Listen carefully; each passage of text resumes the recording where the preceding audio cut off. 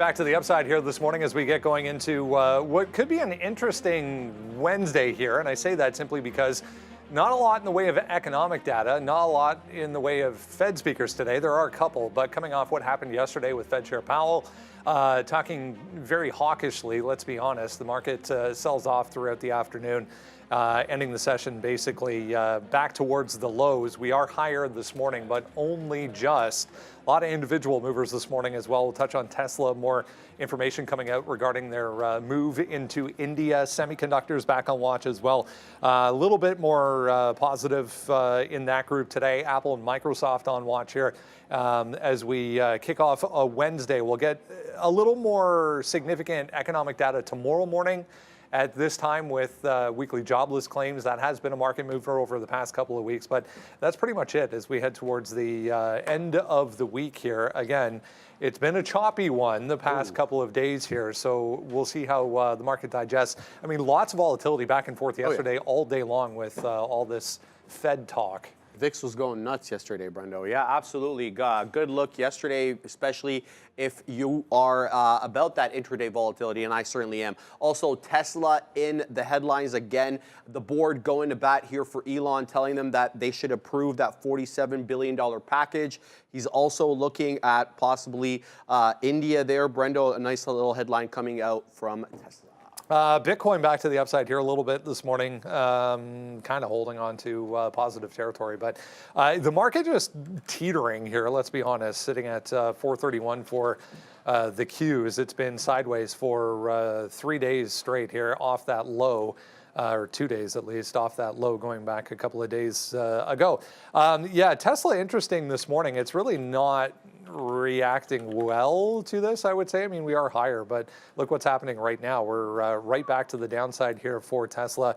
I was looking at SMH this morning a little bit, trying to get, my keyboard's not working, but trust me when I say, trying to get a little bit of feel for these semiconductors, a few positive notes coming off ASML as well. Yeah, and it was a bit of a tough report for them. I mean, it was a decent report, but it's showing that there is a bit of a slowdown there in demand for their chips. Q1 was not as good as Q4, and even though seasonality came into play here, it was definitely a bigger drop than the street was looking for, Brendo. Possibly some much needed, let's be honest, positivity in the airline space. Here goes UAL just popping up on a scanner in front of me here, trying to get back to highs. That was the high aftermarket yesterday. They beat, but let's be honest, it was a pretty relaxed forecast anyways that they beat for United. Happy Wednesday morning, guys. Good morning. Good morning. I was just sort of saying to Sean, let me double check because yesterday I didn't have my mic turned on. No, but like you guys just covered all the news like pretty succinctly, and that's great. Like leave the all right, back to the desk. To us. Back to the desk. The only thing that I'm still looking for that eclipse.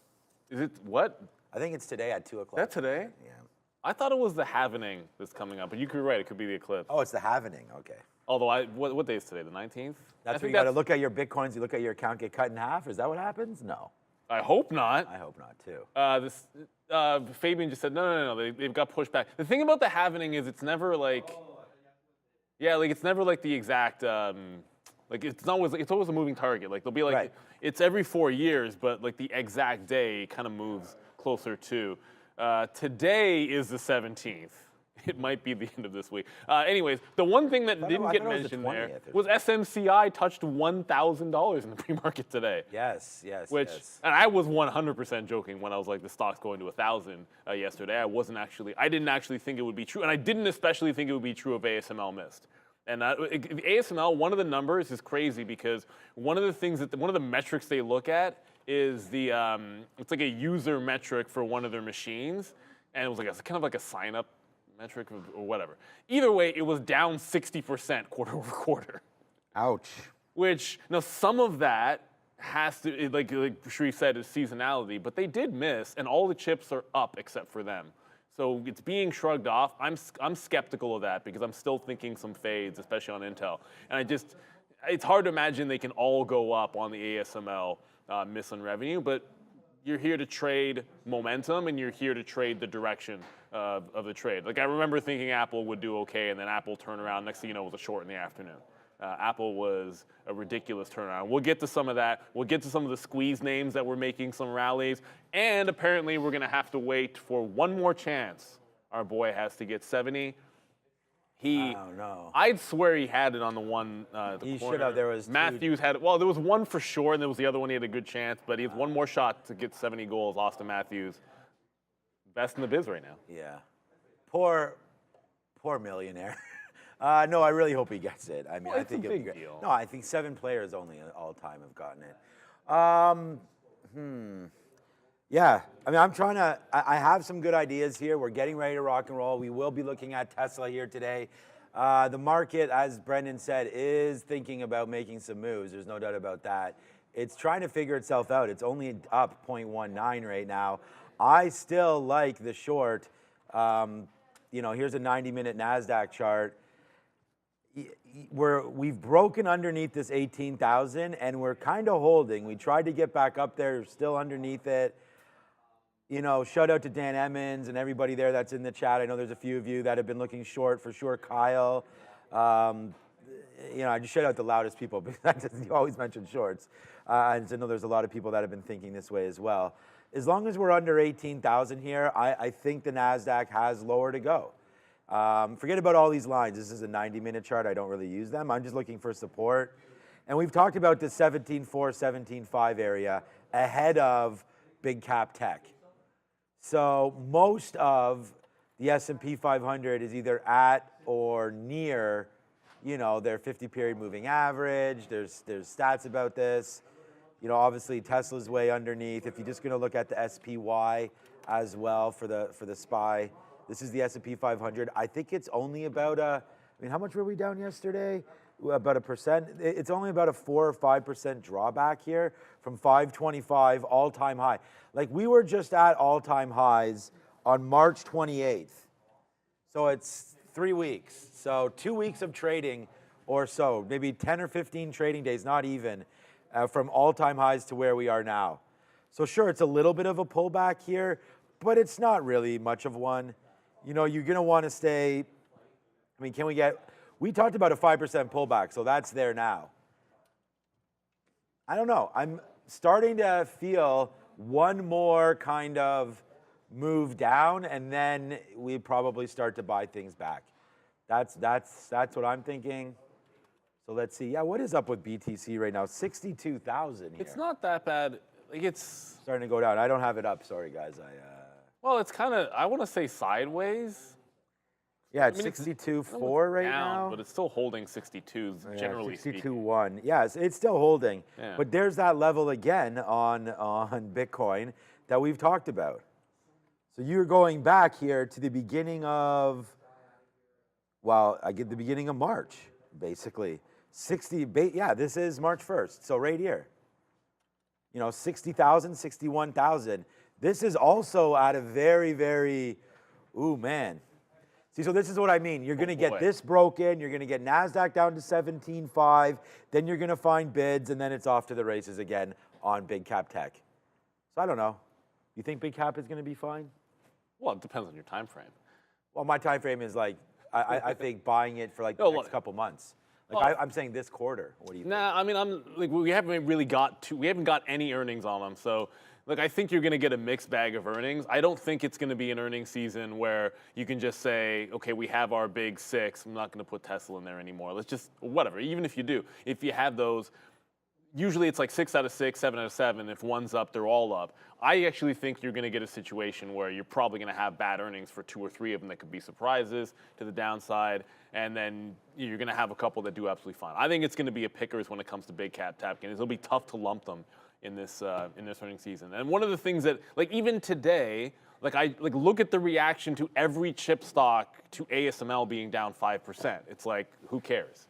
Which usually that doesn't make a lot of sense to me. And I feel like if that's what the chips are already saying when the first one dropped, we'll see about TSM. And if there's the same reaction, like if TSM has an ASML moment and I look over and see Intel, Micron, AMD, Nvidia, SMCI, and they're all upside after if TSM were to miss, then that would just further make me believe that I don't think you can go with an all-in on big cap tech. I think specific names are going to do better than others. I'd be worried about the ones that are at the tops and are starting some pullbacks. It's like, well, Softy's probably just too high, and it might sell off no matter what they do. Whereas the ones that have had healthy pullbacks have a better starting point. Like a Google already had a healthy pullback. So I'd feel pretty good about them. Yeah, Sharif and I were just saying the same thing. Like the market's up so much. Yeah. This could be a very important earnings season. A couple of things to note. I want to start with this. This is the 2-year. Big green bar on the daily chart here from yesterday. If you were with us in the afternoon yesterday, Frank was even talking about this. 5% comes and goes on the 2-year yield. I mean, the 10-year, the 30-year, like go out as far as you want. They're all higher again this morning. Like I'm looking at the 30-year right now, 4.76. It touched 4.81 on the 30-year yesterday. So the conversation has definitely changed as far as what is to come for interest rates in a big way for the remainder of the year. I mean, we're basically pricing out anything at this point. That's the dollar, not really doing much right now, just kind of chopping around top end of the range. But 1, 2, 3, 4, 5, 6 days in a row here, straight to the upside. Yeah, and I was telling you anecdotally off camera, I'm seeing a lot more advertisements come in for these high interest savings account. There had been like a bit of time where those dropped off. We got a lot of those last year, so I'm starting to see them again. Separately, we always keep our eye on the 10-year with respect to mortgage demand as well, especially in the United States. And the 10-year has been really moving up here, and we've seen mortgage demand decline yet again as a result of these higher rates. And we saw housing starts also not meet expectations as a result of the higher rates. Nobody wants to build when rates are high because 1, demand is lower, 2, cost to actually build everything out is a little bit more expensive. So a bit of a tougher look here, Brendo, with these elevated rates. I was just looking at Boeing downside here again this morning. I saw there was a couple of analyst moves on Boeing once again on the negative side. It was gapping up initially. Not a lot of volume behind this, but overall market not really helping here so far. But weak once again here for BA so far. Yeah. Well, I mean, Oh, I just closed. Boeing. weak for BA is not a news. That's not a news story. Did we only hear that? Did everybody hear that? No, everybody heard Okay. that for sure. Shout out to Sharif. They heard Boeing, slurp. Yeah. Okay. Hey man, we got hot mics sometimes. It's a live show. What are we supposed to say? Boeing. I was gonna say something about JB Hunt and the fact that is it ever really a good thing when a transport company is down 8%? It doesn't bode well for the economy. Positive note would be LVMH did okay, and Adidas did okay. So a couple of European names suggest the consumer can be okay, but not good for JB Hunt, specifically and there's Sharif right there. And speaking of Boeing, look, I wish I could tell you that it's showing signs of life. That was yesterday. Yesterday, Boeing showed signs of life, finally bouncing and having its first green day in, you can count them, I'm not going to bother counting them, in quite some time.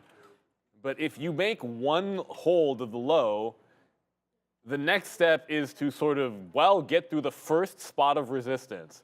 Well, that mission failed spectacularly in the pre-market when it looked like it was going to gap up and maybe retake this 172. And as you can see, we're now $3 underneath it again. And like this move hadn't happened. I actually thought this is a stock that could have gone through 72, but back under, I don't know why I'm not just shorting this to 172. You don't know it's going to drop $3 in like 10, 15 minutes or so, but it's just look short until it's not, like some of the EV names.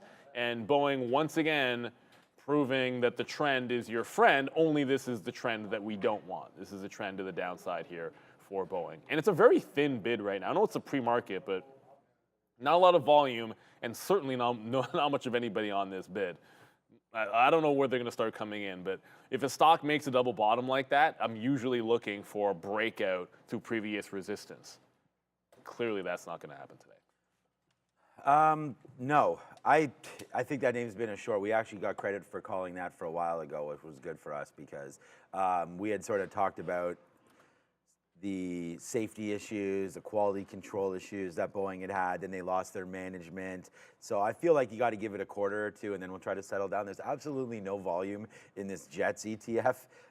here today, but I just bring it up because we talked about this on the show yesterday. Oh, SMCI, by the way, Brian Shannon talked about that. I think going to 1040 or so was a level that he called yesterday on the recap show when I asked him directly about SMCI. So if you were part of that recap show yesterday and you liked what you heard, you know, you're probably long the stock or thinking about it. Go back and look at that yesterday at around 4:15-ish. We talked about SMCI with Brian. But with UAL finally starting to go here again, I just say, hey, what about the rest? You came right in here. If you were trying to get rid of single stock, that's why I talk about the rest. This JETS ETF holds all of them, UAL, Delta, American, all equally in the ETF, and then they sprinkle in some other ones. This is getting into a level here that we talked about yesterday again, in and around this 19 that's been supported. And then you also have the 200 period right here just slightly below that. So if UAL is going to come up with this number, and travel seems to be not slowing down anytime soon, if we do get an ease in geopolitical tensions, if we do, then yeah, I mean, I could see airlines getting some love again. Oil has become more expensive recently. We've seen USO and all that kind of stuff start to move upside. So yeah, I mean, some things can turn in the favor now of big air, and I think that would be lowering potentially soon of energy prices and coinciding with hopefully some global, I don't want to say peace, but you know, a little bit of. That's the right word. That is the right word, but I don't think we're ever going to be getting it. But if that ever happened, that would be great. But anyways, I just think, you know, less conflict will lead to hopefully better feels for airlines. And we did see UAL up today, up 5%. So we'll get to this as an individual story in a couple minutes, but you could see, here you go again. So instead of taking single stock here, up 6% today, you can fly into the JETS ETF, which is up nothing, and then take advantage of a potential move up here as they get some love, Tesla moving around. All right, lots going on in EV land today, including VinFast reporting. First quarter revenue to the upside in a big way here, 269.7% year over year, reaching 302.6 million. Record deliveries, 444% increase on vehicle deliveries, 9,700 total vehicles delivered. Global expansion continues. They're working on Southeast Asia, Middle East, Africa as well.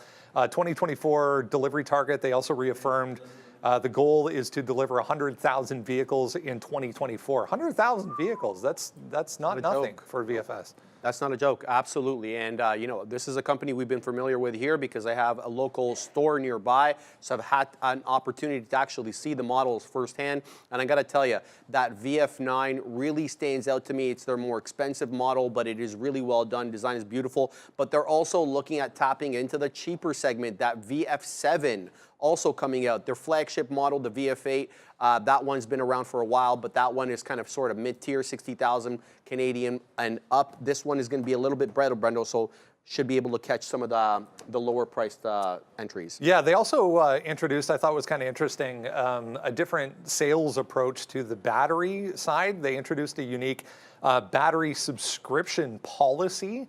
This is just in Indonesia to promote further adoption.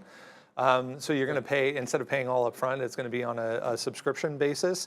Yeah, I mean, strategic market entries as well, official brand launches in Thailand. We talked about that going back to last month. But shout out to our friends over at VFS with earnings out today. Yeah, shout out to that. You guys basically just hit on everything. But I'm a simple person, so when I look at that picture, I'm just happy when there's an EV that doesn't look like a character from the movie Cars. And it's not to crap on Rivian or anything. It's just it's a weird thing to me. Because you make that comment directly about Rivian, and then you go not to say anything about Rivian. Plus, Rivian only delivered 58,000 cars, by the way. Okay, but you know what happened when VinFast delivered 100,000. I know, but you know what happened when we showed that. It was, I forget which Rivian model it was, but like it looked like the newer one. It looked like the two eyes. Yeah. Because anybody that's watched, if you've seen, they have the oblong eyes. Yeah, and it looked like pill it should be like form. like Mater or one of the characters. I look, man, I don't want to look like, if I'm driving on the road, I don't want to look in the rearview mirror and feel like, why is this car watching me? That's just weird, man. But anyways, no, good look there. I think sort of only to segue to it. Holy crap. Sorry, I was just watching. Anyways, that DJT and DXYZ have made some moves there. I was about to pivot and talk about Rivian, but let me just go over. What is DJT doing today? People are talking about it in the chat. I know, but like first off, that DXYZ. Is that $5 yet, or what is that? Well, no, but it's down like 24. I thought it was 25%. There you go. I called this freaking 24%. And it's remember that $30 level where like this is where it's going back to. So back here, we're like, yeah, it probably pulls back into 30. It could flat bottom break down because when this came out to market, there it is. I'm waiting for the chart to fill out. So it was at $8. It immediately ran to like 29, held 29, pulled back, consolidated 29, ran, and has bounced one time off 29. So like I feel like it's at that level now. 29 gives up. This could be a single-digit stock. 29 holds. You could get yourself a mini bounce. So that's a big one. And again, like I mean, we talk enough EVs, and we'll get to some of the EV names in a second as well. And then another potential big mover, as I go over to DJT, this has yesterday's bottom was right at like 22. Obviously, it's only been coming to the downside. Every single time it's found a consolidation.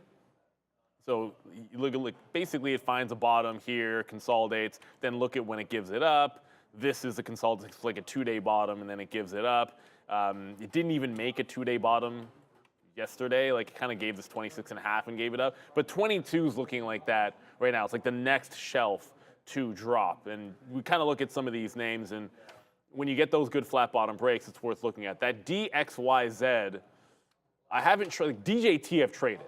Like, we traded it once. We won on the one short we took. But DXYZ I have not executed on. I've had it up before, and it looks pretty thin.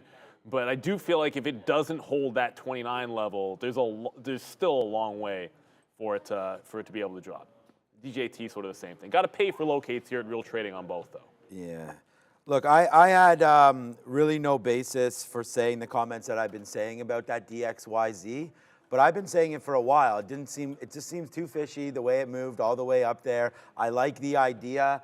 I just thought it was a crazy stock the way it moved when it first came out. So no surprise to me. And I didn't even know it was down 24%. Neil just brought it up. I could have been up 24%. I wouldn't be just as impressed or whatever with the call. Not surprising to me. XPEV today is on the sticky note. The sticky note's going to be in a couple minutes. You know, news today now with Volkswagen. We already know that they've partnered up. There's a collab there. We all like the collabs. And it's about time that some of these stocks start to go. So shout out to you guys in the chat. There's actually Palantir news as well today. And I chose to look at this instead. This $7 bottom on XPeng is its 52-week and could possibly be its all-time low. I'll have to zoom back out. I only have the year up now, 2 years up. But anyways, yeah, I like XPeng today. So if we're going to trade some wilder names, not that this is going to be overly wild. It's only done 158,000 shares. But again, something that I feel like we can put a lot of risk on if we drop into 10 or 15 here.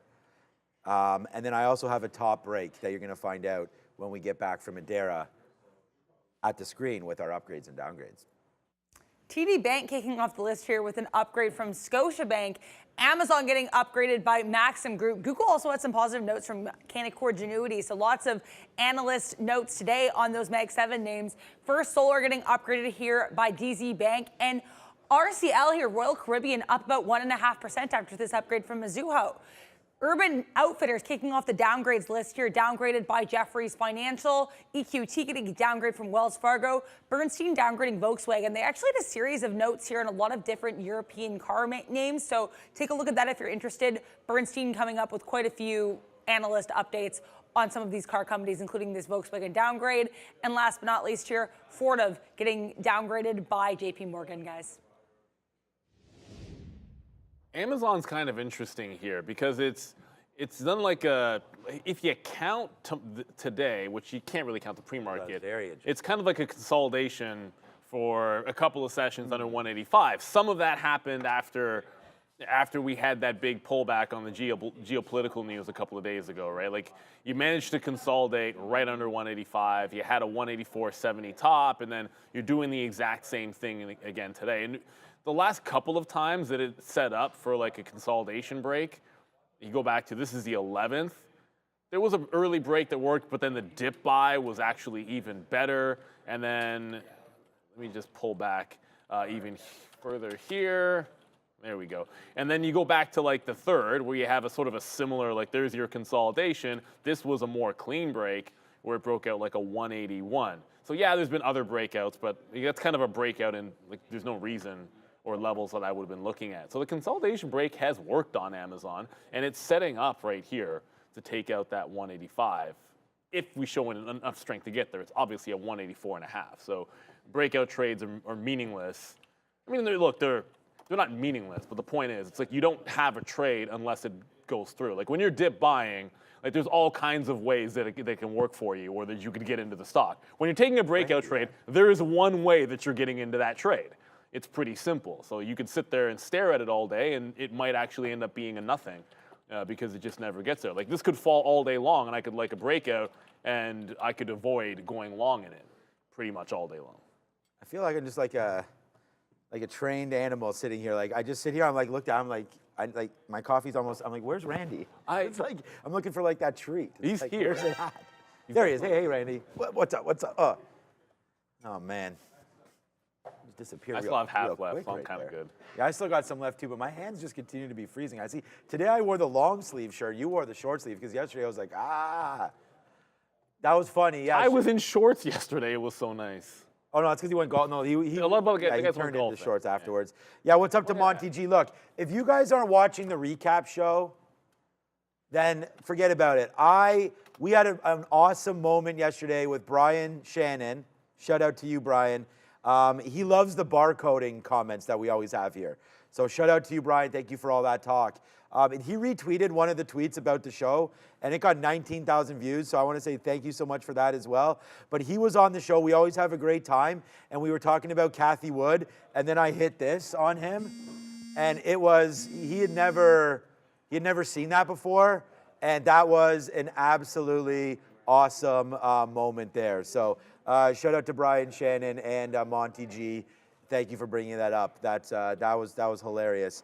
All right, so just coming back in right here quickly, I agree. I like Amazon down here. I think it would be absolutely insane not to buy something in and around 183 if we get that opportunity today. I also like the 185 break. It's going to be the same talk. At the end of the day, I like this 183 dip buy area there for Amazon. So let's go over to Brendan. First 30 minutes brought to you by our friends over at VinFast. Join them at the Montreal Electric Vehicle Show 2024, where VinFast Auto proudly presents its latest electric luxury vehicles. Discover the sleek VF8 and spacious VF9 at booth 580, Montreal Olympic Stadium. From April 19th to the 21st, experience cutting-edge technology and superior performance with an exclusive test drive of the VF8. Don't miss VinFast showcase of innovative commitment to green transportation. See you at MEVS 2024 for a glimpse into the future of driving. Let's get a check of the overall market here to kick things off at 9 o'clock with Sharif. 50.92, guys, that's where we closed out yesterday. We've been fighting that 5,100 support level for a while. We're above it now. The overnight high, 51.17. Let's go ahead and say, just like we did yesterday, 5,100 as support, despite the fact that we broke it yesterday. 5,100 as support, and then that resistance level, that's going to take us up into 51.25, and that takes us back into the support level of March 5th. If you have not done so, make sure you grab that. Absolutely free resource for you from us every single day. Has everything you need to know on it in your inbox every single morning before we come on at 8:30. All right, Tesla, top of the list this morning. More details coming into play this morning in regards to this India project. Elon Musk expected to announce a $2 to $3 billion investment into India during his visit coming up here that we were talking about earlier in the week. Yeah, we talked about the areas that he was looking at. He was looking at areas in Gujarat, Tamil Nadu, and others. The other headline today is he got the nod from his board. They want him to get paid for his time and what he's been able to do for the shareholders at Tesla. Here's what they said. Because the Delaware court second-guessed your decision, Elon has not been paid for any of his work for Tesla over the past 6 years, despite the fact that he's helped generate significant growth for stockholder value. So we'll have to wait and see. Number one, there's a vote today for his compensation package and to also relist the company from Delaware into Texas. So this doesn't happen again. We'll see what happens. Any thoughts here, guys, for Tesla today? Yeah. I was considering doing the John Malkovich pay that man his money, but Yeah. I think it's either you can do Malkovich or you can't, and I can't. So if we're talking about consolidations, that was a decent one on Tesla.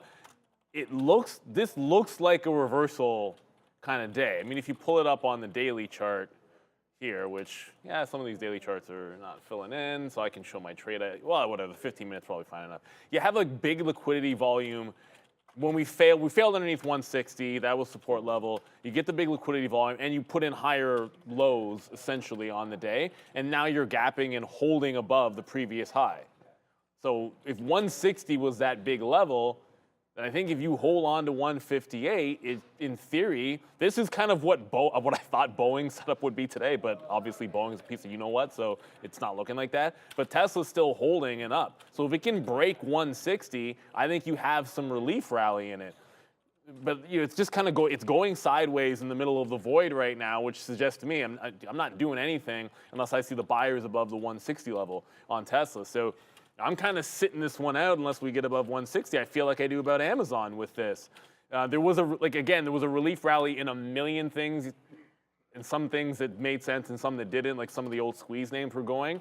But one that did, and every time we talk about Tesla, I'm going to mention Rivian. One that held up really well is Rivian put in a temporary bottom, meaning it didn't go down for like the millionth day in a row, right? So that's, I shouldn't say the millionth in a row. The last time it did this, there were 2 up days, and then it flushed again. So following that pattern, if this can break out, I'm going to look at 925, 965. Should just show me the previous resistance levels on Rivian, and those are the spots that I want to look to fade it. Do I think that they're out of the water yet? Answer no. If they're making a temporary bottom, I'd rather be late to that move. But you look at the increased volume the last couple of days to make this low, and that's why I think you got to give it some space if it tries to squeeze into that upside. Certainly a good look. And the EVs, the trend has been your friend, so I do want to look there first. But you can't ignore how much volume has happened since this thing broke $10. A lot of volume down here. So you figure it's gotten a lot of people out, which allows for some better relief rallies. Yeah, so for Tesla, it is going to be the trade idea number 1 again on the sticky note. It was there yesterday or a couple days ago. I don't know. I just throw the sticky notes around. But I like the long. I really think that if you can get anything back into like even yesterday's closing area, I mean, we did have a nice little bump up at the end of the day, but into 156.50-ish, somewhere around here where we were like the whole last hour. And then, we did have Powell come and start to talk a little bit, setting the market like this. And we actually were taking advantage of this in various ways. We talked about that yesterday. We were actually wound up going 8 for 8 yesterday. And I'm thinking that today we'll try to be cautious on this. But as we've seen many times, Tesla off the open, can have these dramatic moves. Yesterday was $5 straight to the downside before making its way all the way back to the high an hour later, and then trading quite well considering the kind of day that we had. So for me, I'm going to wait for a dip down in for Tesla. It is a buy for me down there, and that's what we'll be doing. It is my trade idea number 1 today, is buying Tesla on dips when available. So if that's the case, great. And then I really liked what Neil mentioned as well, trying to buy 160 on that break. So let's just see, as we've noted here, this started with great news, and then now 20-minute chart is giving you about an hour straight down. But if we can come up here and look at 160 with momentum, I think it's a punch long. Yesterday we punched the short, if you remember, on Tesla immediately off the open.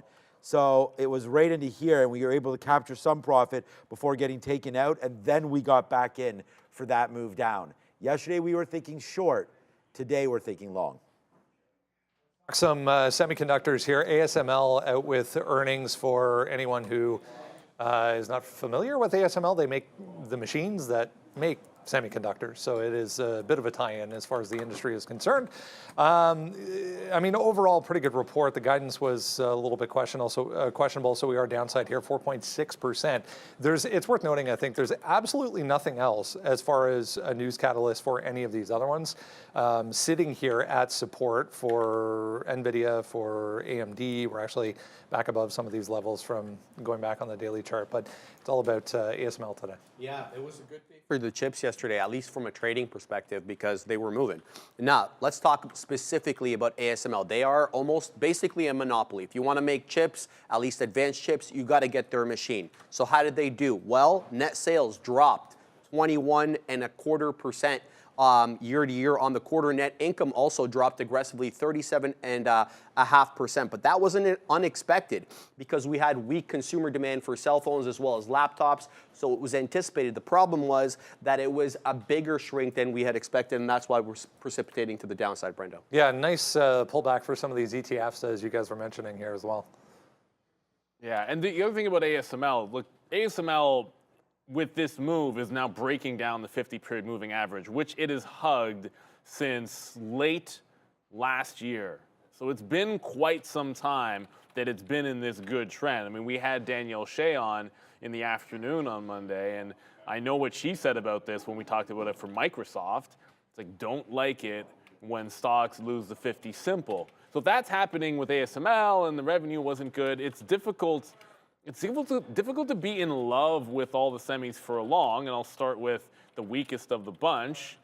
Talk about losing the 50 period on the daily. Well, Intel lost it a long time ago. Intel lost it in the middle, like right at the beginning of the year. Like it wasn't end of January. It lost it, and then it's been desperately trying to get back above, a couple of fails. Suddenly, you are consolidating off the bottom. So in a trend where I kind of think we continue, like this top has been 36.70. I want to try that one on a short pop today on Intel, and then I look over at what's very clearly this 165 on AMD is just like it's a thing at this point. Whoops, let's do that, and then zoom it back out again. It's just been a wall, and it was support before it turned into this resistance on AMD. Like there was a little bit of support on the way down, and then the second it broke down 165, it's been resistance. Higher lows sets it up for a bit of a breakout through 65. So as much as I like Intel to short that pop, AMD is one where it looks like it has a chance to break out. That said, the best setup for me that's not, I'm going to have it right with the open, is this Nvidia. Like Nvidia was not a name that was on my list, but it's a name that I watch for a very, very specific setup. And that is fail the pre-market low at the open, immediately regain it. So it had like an 860 pre-market low. It wicked underneath, rammed back up, and then broke out a double top, which was at 870 and a half. It did that right into 875. And every time I've seen that setup, it's been absolute gold. Like not every break sets up that way. This one didn't, but this one did. Break the pre-market low, come back up, it broke a double top in here, and then just absolutely went off to the races.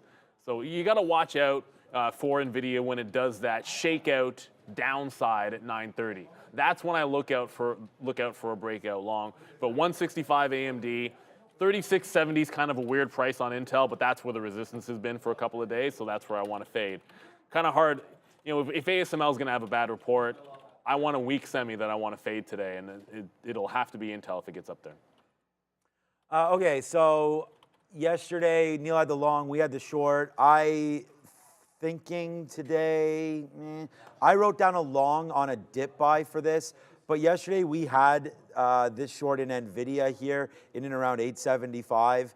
We took $8 or $9 on it. It was my P&L number one stock yesterday, but the thing about it is we had to be patient and we didn't get involved until just about 10 o'clock. So I wrote down, and the sticky note is now out, and you guys can go find it now. Thank you, everybody. Oh, I forgot to do a little GIF on here, but I put good luck as well. Sticky note is out right now. I just wrote down Nvidia 860 long. You can go find it out. There's Intel on there. There's Tesla. There's a few other names. XPEV. I want to talk about that. But if ASML somehow hits this name, which it doesn't look like it's going to, I just want to dip buy. Remember, I think that there's a potential for a flush here. I just wrote down yesterday's bottom of 860. We're not going to get to that. Like 866, 870. I mean, anything into here. I just, like, why are we messing around with anything other than the king, really? And speak of the king, oh, we got green cups there. Yeah, let's turn those guys around. Hey, more news with XPeng and Volkswagen, by the way. So I'm going to be talking about XPeng very soon because it is going to be on my radar for one of the trades of the day. But look at this, you're right down here at $7 again, 52-week, and I think it might be all-time lows. But trying to get back going to the upside there, as you know as well, Volkswagen has a 5% stake in XPEV, so they're not going to like that, and trying to go back up there on a collaboration. It's on our watch list. I don't know the exact details, but I'm trying to go long on this name here. I don't know. You like any of the Chinese EVs besides BYD? Is it just BYD? No, I mean, there's smaller players that are state-held that aren't publicly traded that are on the radar, but you don't hear about them much. Right.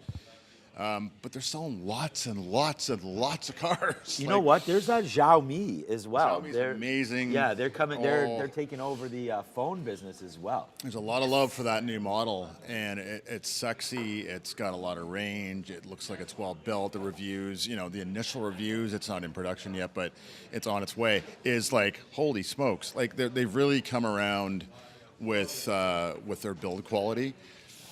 Lots of good stuff coming. So I don't know, we'll see. It's going to be interesting times. Lots of competition on the way. So what does that do for the market? What does that do for the overall consumer experience? You know, if you've got a lot more selection at a lot cheaper prices, and Tesla's not the only game in town, it's interesting times. Interesting times. All right, yeah, we're excited, and then there was new news about Tesla in India and stuff like that. So, all right, let's go back over to the desk. We have Apple and Microsoft on our mind.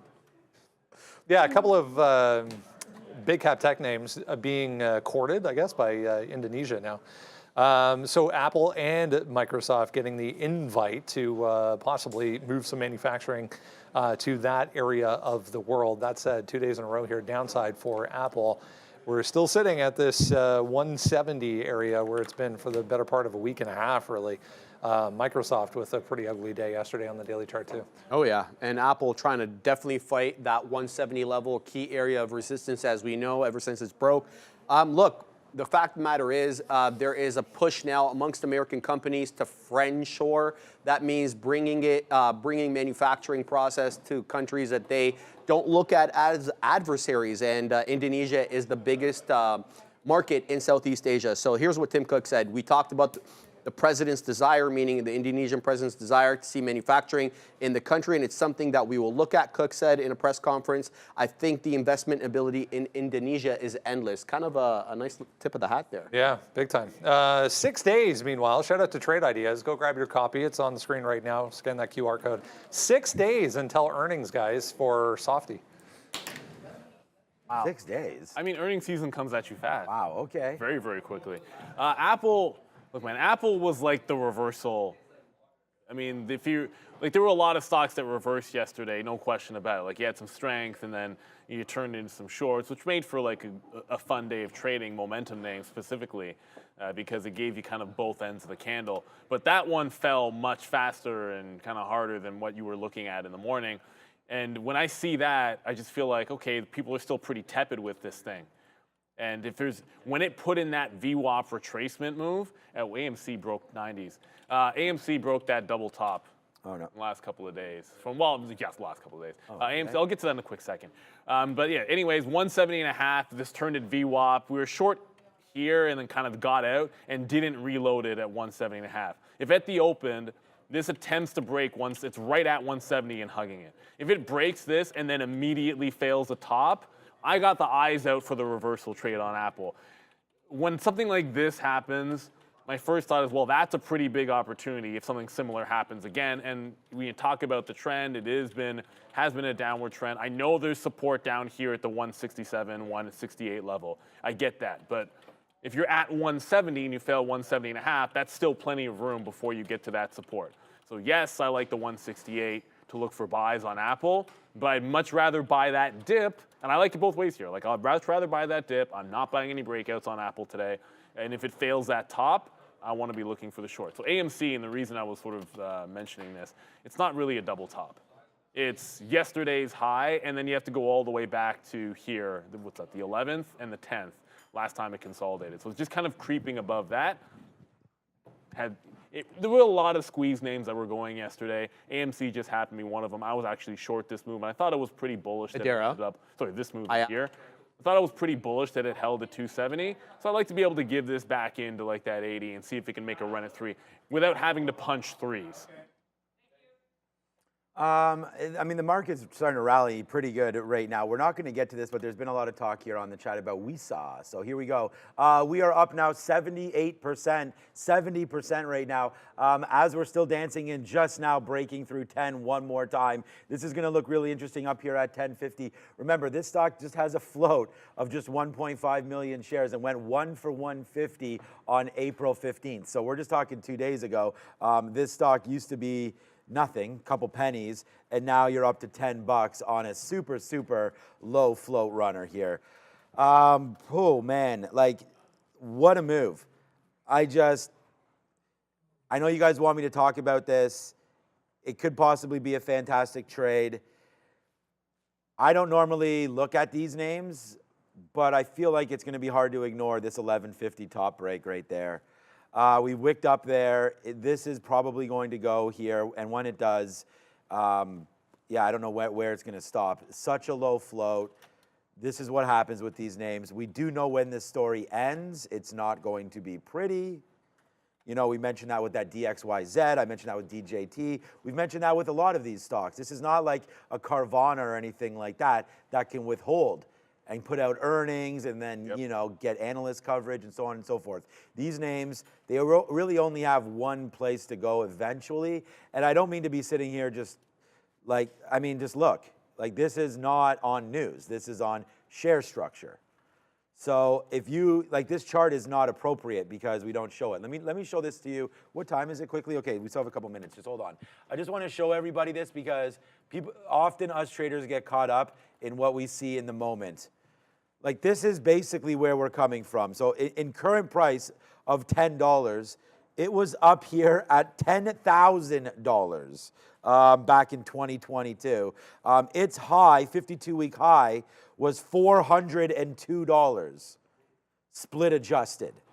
So $402. So we're at $11 right now. Here we go. It's going to break 1150. Anyways, I just want to bring everyone's attention to it. It's a wicked, wicked name, and it's starting to go right here. I think we might take the long on a breakthrough 1150. Why not? So here we go. It's starting to go. It's WISA. Let's see what happens right here as it's taking out these highs as we speak. Going to be a crazy one today. Potentially. Let's talk Alphabet here. Back to the upside ever so slightly this morning, about 0.6 right now. I mean, not much. Canaccord Genuity with a nice note for Google this morning, going to 190 on a price target on a positive note here. Yeah, Truist also chiming in, Brendo, bumping up their price target from 158 to 170. They're basically citing a healthy user engagement that continues to drive more ad spending on search and social. They expect Q1 2024 results to come slightly ahead of consensus. They believe cost containment there being done by Google is going to help bring things in line. So let's see what they do. Good luck for Google. I was just double checking. 1.5 million I see on the free float for that WISA too. We had that marked. I just got that from our watch list, so make sure you grab that from watchlist.tradertv.live. But yeah, what are we talking about? Google. Okay, so I was just getting my order set up for Intel short. We didn't talk about that. I still like Intel short up near 37 again with this market trying to rally up right now. No surprise if Intel does get going a little bit here early. So let's wait to see if we're able to fade that. Look, I have Google on the sticky note today.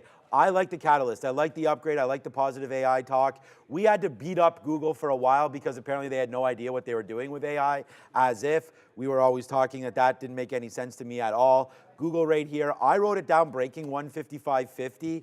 I mean, now that I zoom into that high yesterday was 155.60 or so. So I really like top breaks here today. We did have that, I got to clean this chart up actually because I don't know where the data was there. But anyways, there we go. We'll have to see. Here's the break. The gap fill, I feel like we can fill that right now and get back to 157. And then maybe at 157, 158, we'll think about a short if the market's not super hot. But I like the long break here on Google. I think it's an opportunity not to be missed. I don't know if I'll have it early. It probably breaks early. So this name's going to be tough for me to get into. Let's see about Google. A dip back into VWAP is just 155 right now. Yeah, I'm going to be patient, but it's on the sticky note because I love the name, just like Amazon. I think it's going to be a long today, but I'm not convinced that the long is right until the NASDAQ flushes at, like down to almost like 300 points lower or so, like 17.6-ish for me, 17.5. That's what I've written down on here. Don't know if it happens today, but I'm a little cautious on early longs. But Google looks like a good one. You know, we're right at that 18,000. Well, 30 points from that 18,000 level. I feel like if that goes, then I probably want, like, I think I'll take the Amazon break. Obviously, we already talked about Tesla 160. But Google does set up for the same break. And when I looked at it, I just happened to like Amazon's setup. It was a little bit tighter to it. I know for sure if things get crazy, 152 is the support level I like. So I might just be too patient and have to sit this one out. I do want to show you guys something on Tesla, however, if you'll indulge me a second here. This just popped up, and usually you don't really see orders like this on Tesla. So someone's sitting there. It was 140,000 and then another 40,000 shares on EdgeX that you can see just sitting on the offer at $158.21. And it's right, see this lower high, so you're consolidating there, and this lower high, that's that massive order that was just sitting there on Tesla that in the pre-market is not gonna get chewed up. So gonna watch to see if we get a bit of an imbalance there on Tesla.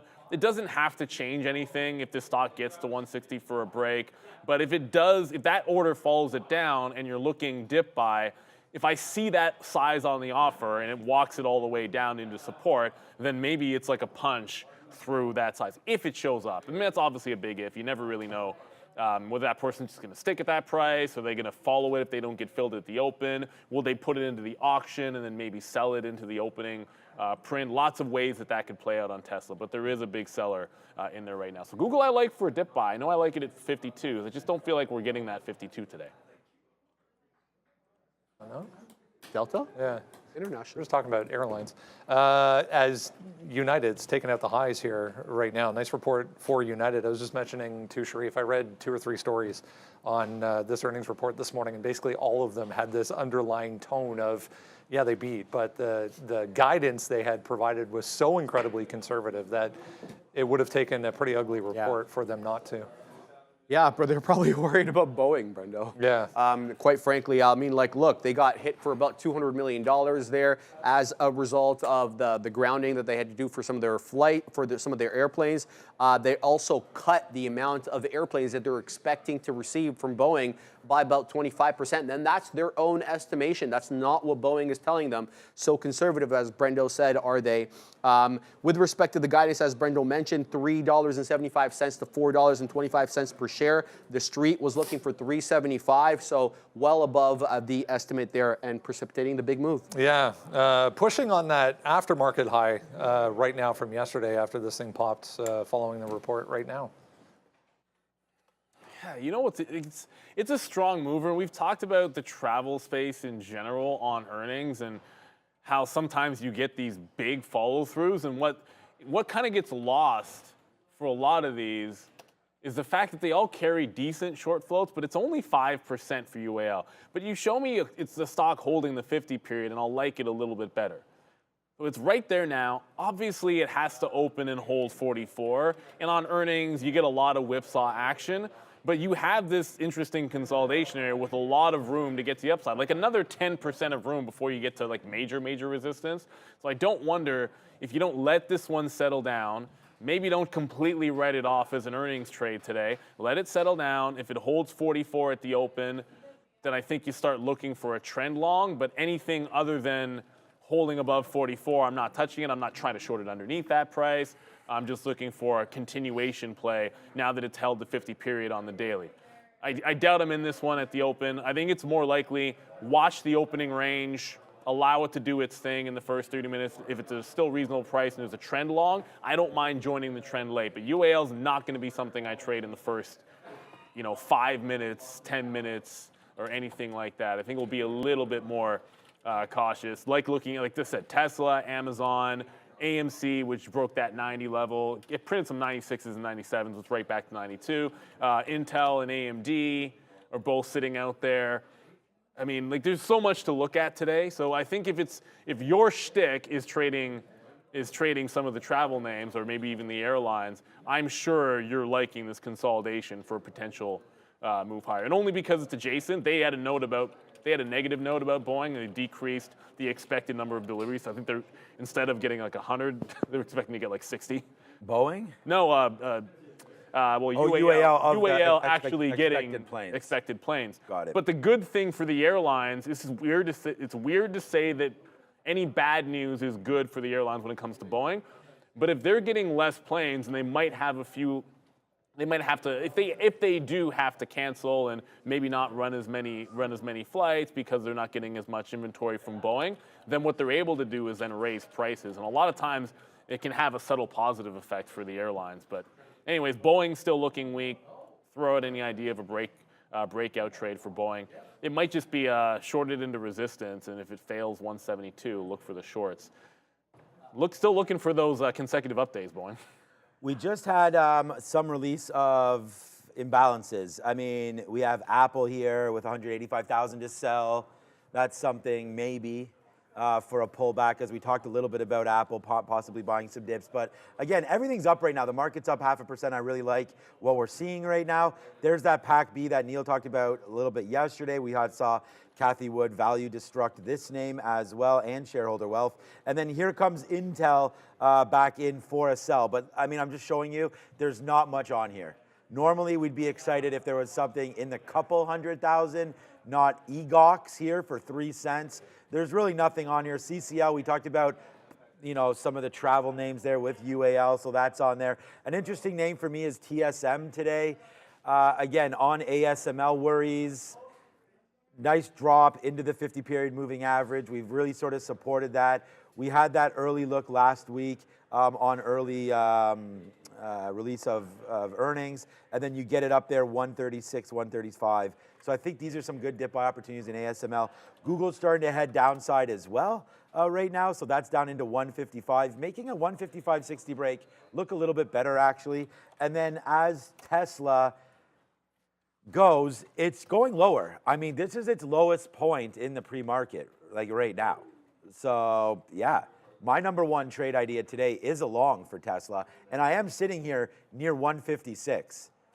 So I'm gonna take that bid. I'm actually at 155.60, but it's 158 right now. I think we can put a bid at 156. So let's sit, I'm gonna cancel that, sit in and around a little closer to 156 right here. You see this bottom, this is why it was sitting there. That's 155.70, so that's where we were.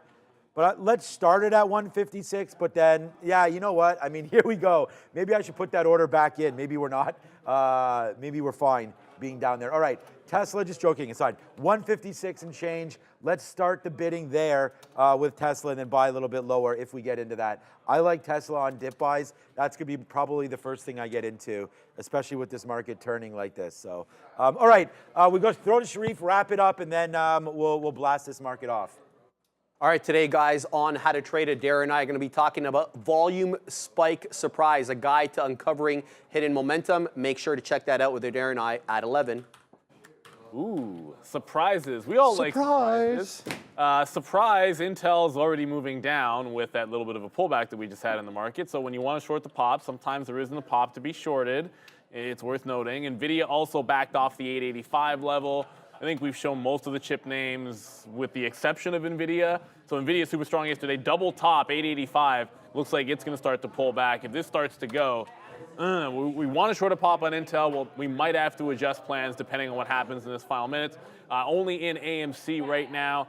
SMCI, for those that are still tracking, this also just turned off the $1,000 level. Like it wicked 1,000, it's starting to pull back. This could put some pressure on the chips at said open. That's going to make AMD. Yeah, AMD just pulled back. So that 165, it's in the rear view right now. Yeah. All of a sudden. So you got to be patient, right? Like this is what patience is all about. Obviously, you were very, very tight to that 165. I don't think you were going to trade ASML. People are asking if you had a trade on that. I think you were just looking at it. Right? And the other thing too, ASML is an Amsterdam stock. So it's like you're trading the ADR. I don't like trading those at all when they're still open. Like after it closes, maybe. But no. ASML is more of a bellwether for me. And it had me favoring shorting at least one chip name, specifically Intel. As we are now 3, 2, and 1. Ring it. All right.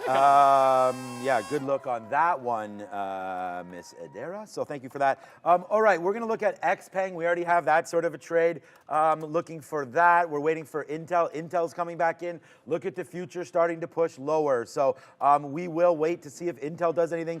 XPeng, it is a New York stock, and it is potentially not open yet, so we'll wait to see if this dips down into 7-ish area. We'll be bidding on that one. Here comes Tesla. So Tesla is making that move down. Is it at the low yet? Look at the it's way at the low now. Look at the futures here. We are starting to push lower. I mean, I already mentioned that we were looking short today, but how short is the question, and when will the longs come in? Because I'm not short anything yet. Nvidia broke the.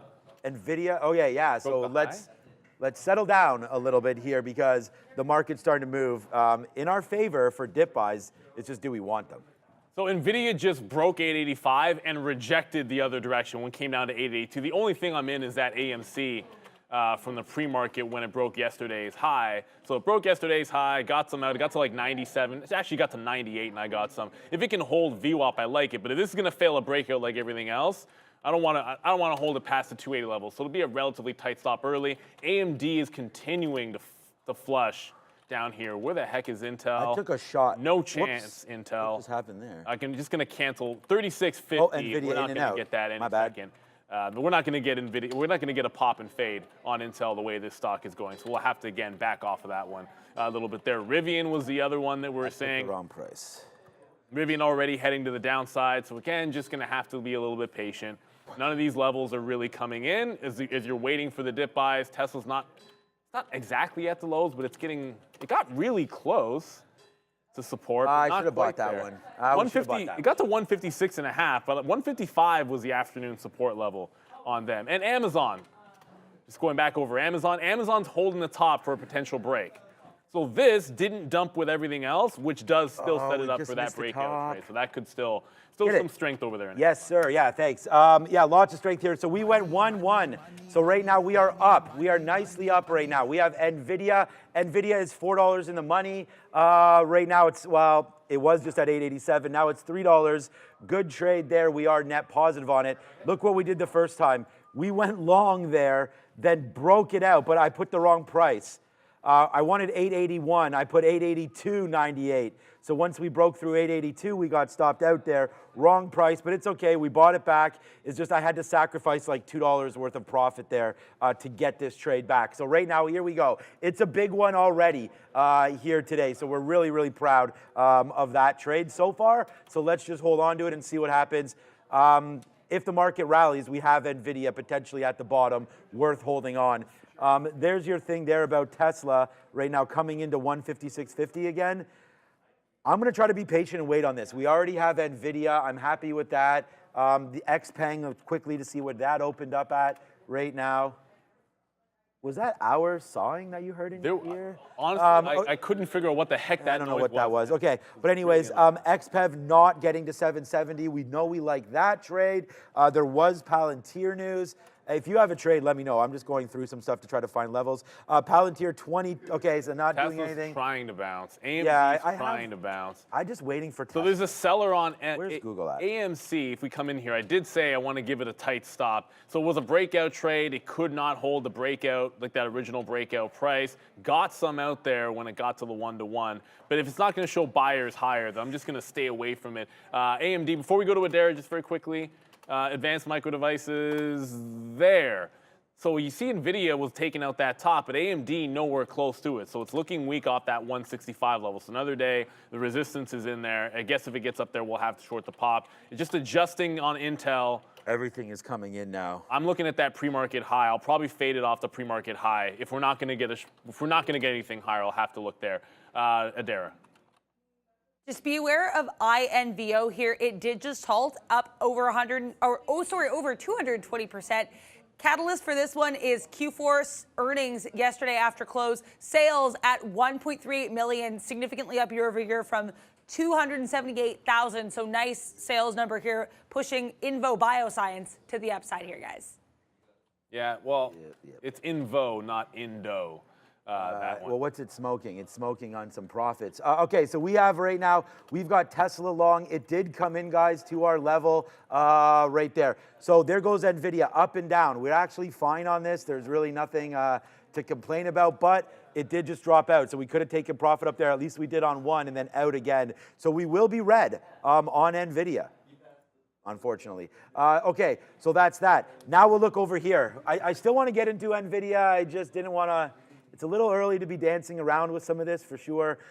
Google's now 10 cents in the money. We wanted to buy this. We're long at 85. Let's see a break. That high right there is 13. Let's put some, okay, well, now we're starting to break on Google. Let's put something there. There it is. Okay.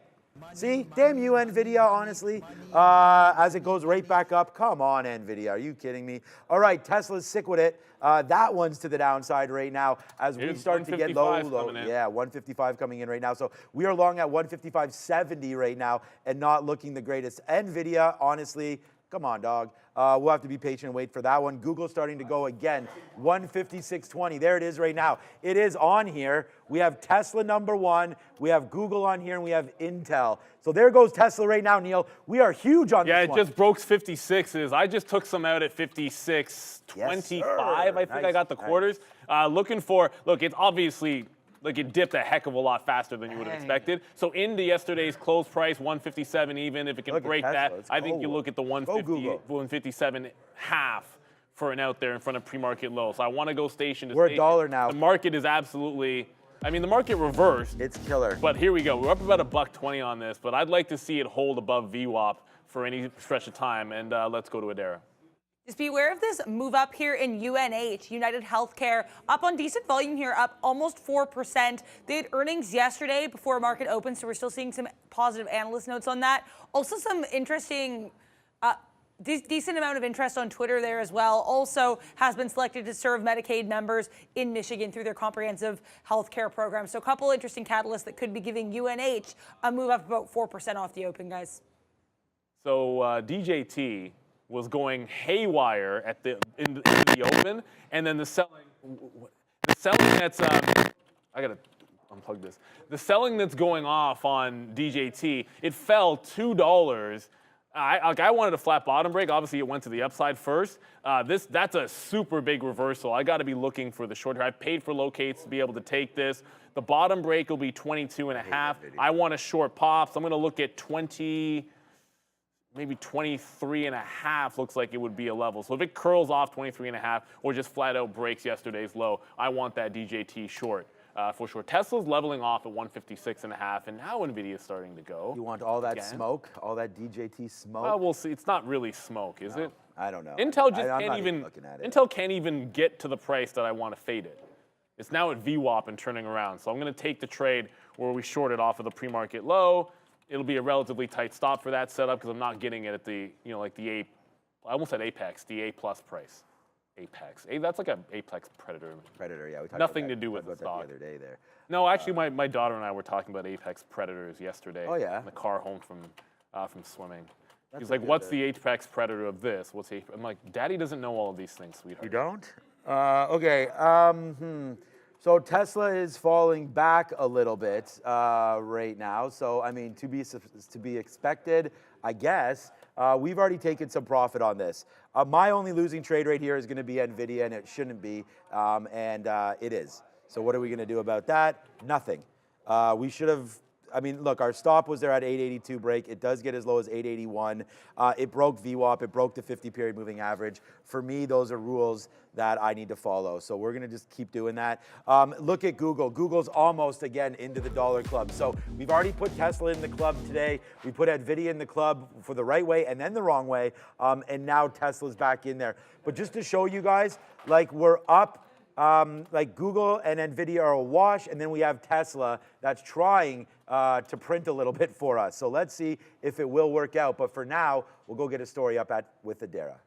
The Children's Place on the move this morning, currently up about 30%. Nice volume spike on that last 3-minute candle that we had. Initially, this one gapped down on earnings February 8th. Then we've had a slew of stories since then with regards to funding from this METAC capital. Today, we get a story that Children's Place has entered into an unsecured and subordinated $90 million term loan from METAC capital. So basically some new financing, bringing PLCE to the upside. Worth noting as well, they do have a short float of about 20%, guys. Okay. Thank you, Dara, for that. We're noticing here that Tesla has just come right back in again. So another bounce. yeah, we tried. I did not buy that dip. I did not even notice that it was happening until I looked over and I was like, what?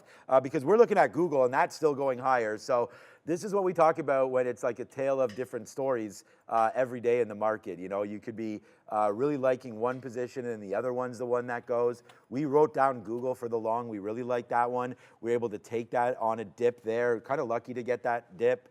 I mean, not lucky, but you know, that dip happened, so we took it. And then here we go again. Did we just load? No, we did not. I do want to, you got some. I wanted to buy the dip down there. No, 18s. It filled, like the low's 8s, but I got 18s and it just printed back up at 60s. Like essentially it went 50 cents and I just took that. Watch out for Apple. Oh goodness, I knew I forgot something. As I got into Intel, here, I'm just gonna slap the fail on myself. Intel, and I typed Intel and I meant to type Apple. Intel's starting to go down. No, Apple, where do you think Apple just went to and turned? It went right into yesterday afternoon's high and put the curl. So when I miss that trade, I don't want to chase it. And if it comes back up there, I want to be very, very patient about looking for that same short. So we might have missed an opportunity on Apple there. As I said, Intel actually working back into the downside. But my first idea was to short the pop into resistance on Intel. Then it set up the other trade, which is a consolidation after breaking the low. Yesterday's bottom is 35.75, so I'm going to get another bit out there and then see if we can hold for whatever the dream might be. And watch out for like Nvidia giving up that breakout. SMCI damn you, Nvidia. Holding above 1,000. Like, this is what I was talking about earlier, where you just can't sit there and think that these are all going in the same direction as a group anymore. It's just not the case. SMCI is doing its own thing. Obviously, NVIDIA is doing its own thing. Intel's been doing its own thing for a while. Just don't get lumped into thinking you can see one ship going and they should follow the rest. They're all very different beasts, and I think earnings season's probably going to exacerbate that issue. Not make it more clear. So I did reload Tesla. I'd love for this to get and hold above VWAP and get 157.5, but I don't know that I want to take a third stab at this at 155. So we're just going to back off reloading it a third time on the bid. Amazon has been nothing for me. I have, like, it's holding 84, so I still have a breakout trade for 185 set to go if it breaks.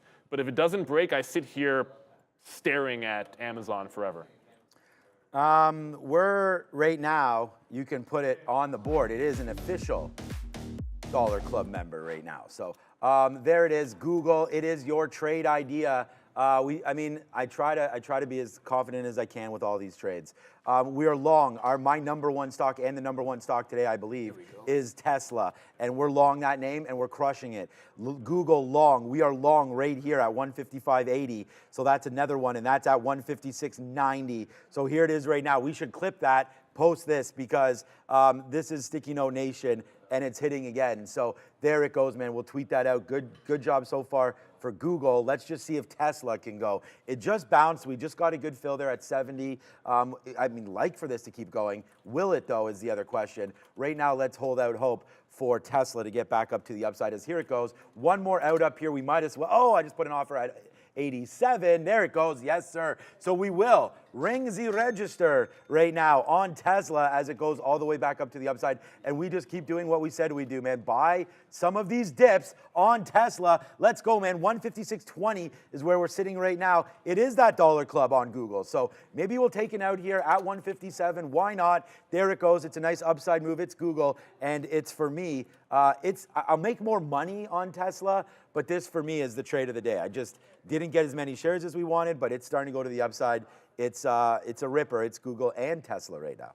This DJT is like a massive roller coaster. Tesla net just found a 156 top. I'll get there in a second. It cannot seem to break 156 now, but I want to hold for that break because I think it should be able to shoot a dollar if it does go through. DJT went 25 to 23 and is back up to 24. Maybe it's just a double top fade. And DXYZ, this was the other one that we were looking for a flat bottom break on. That did the exact same move. Like it went to the upside, heavy move up like 15%, and then retesting lower. So it still has a chance to break that bottom. There, Tesla just broke through 156. Oh, yes. So now it's through the 156 level. I think this is where we get into 157.5. Obviously, when it was resistance and then the resistance there, I like getting out of the trade when it shows me a lot of weakness on a dip buy and just try and take that profit. So we're going to be very, very patient with Tesla. I want to hold it for that extra move, but I do not want to necessarily reload a third time. I want to get out of pocket with this.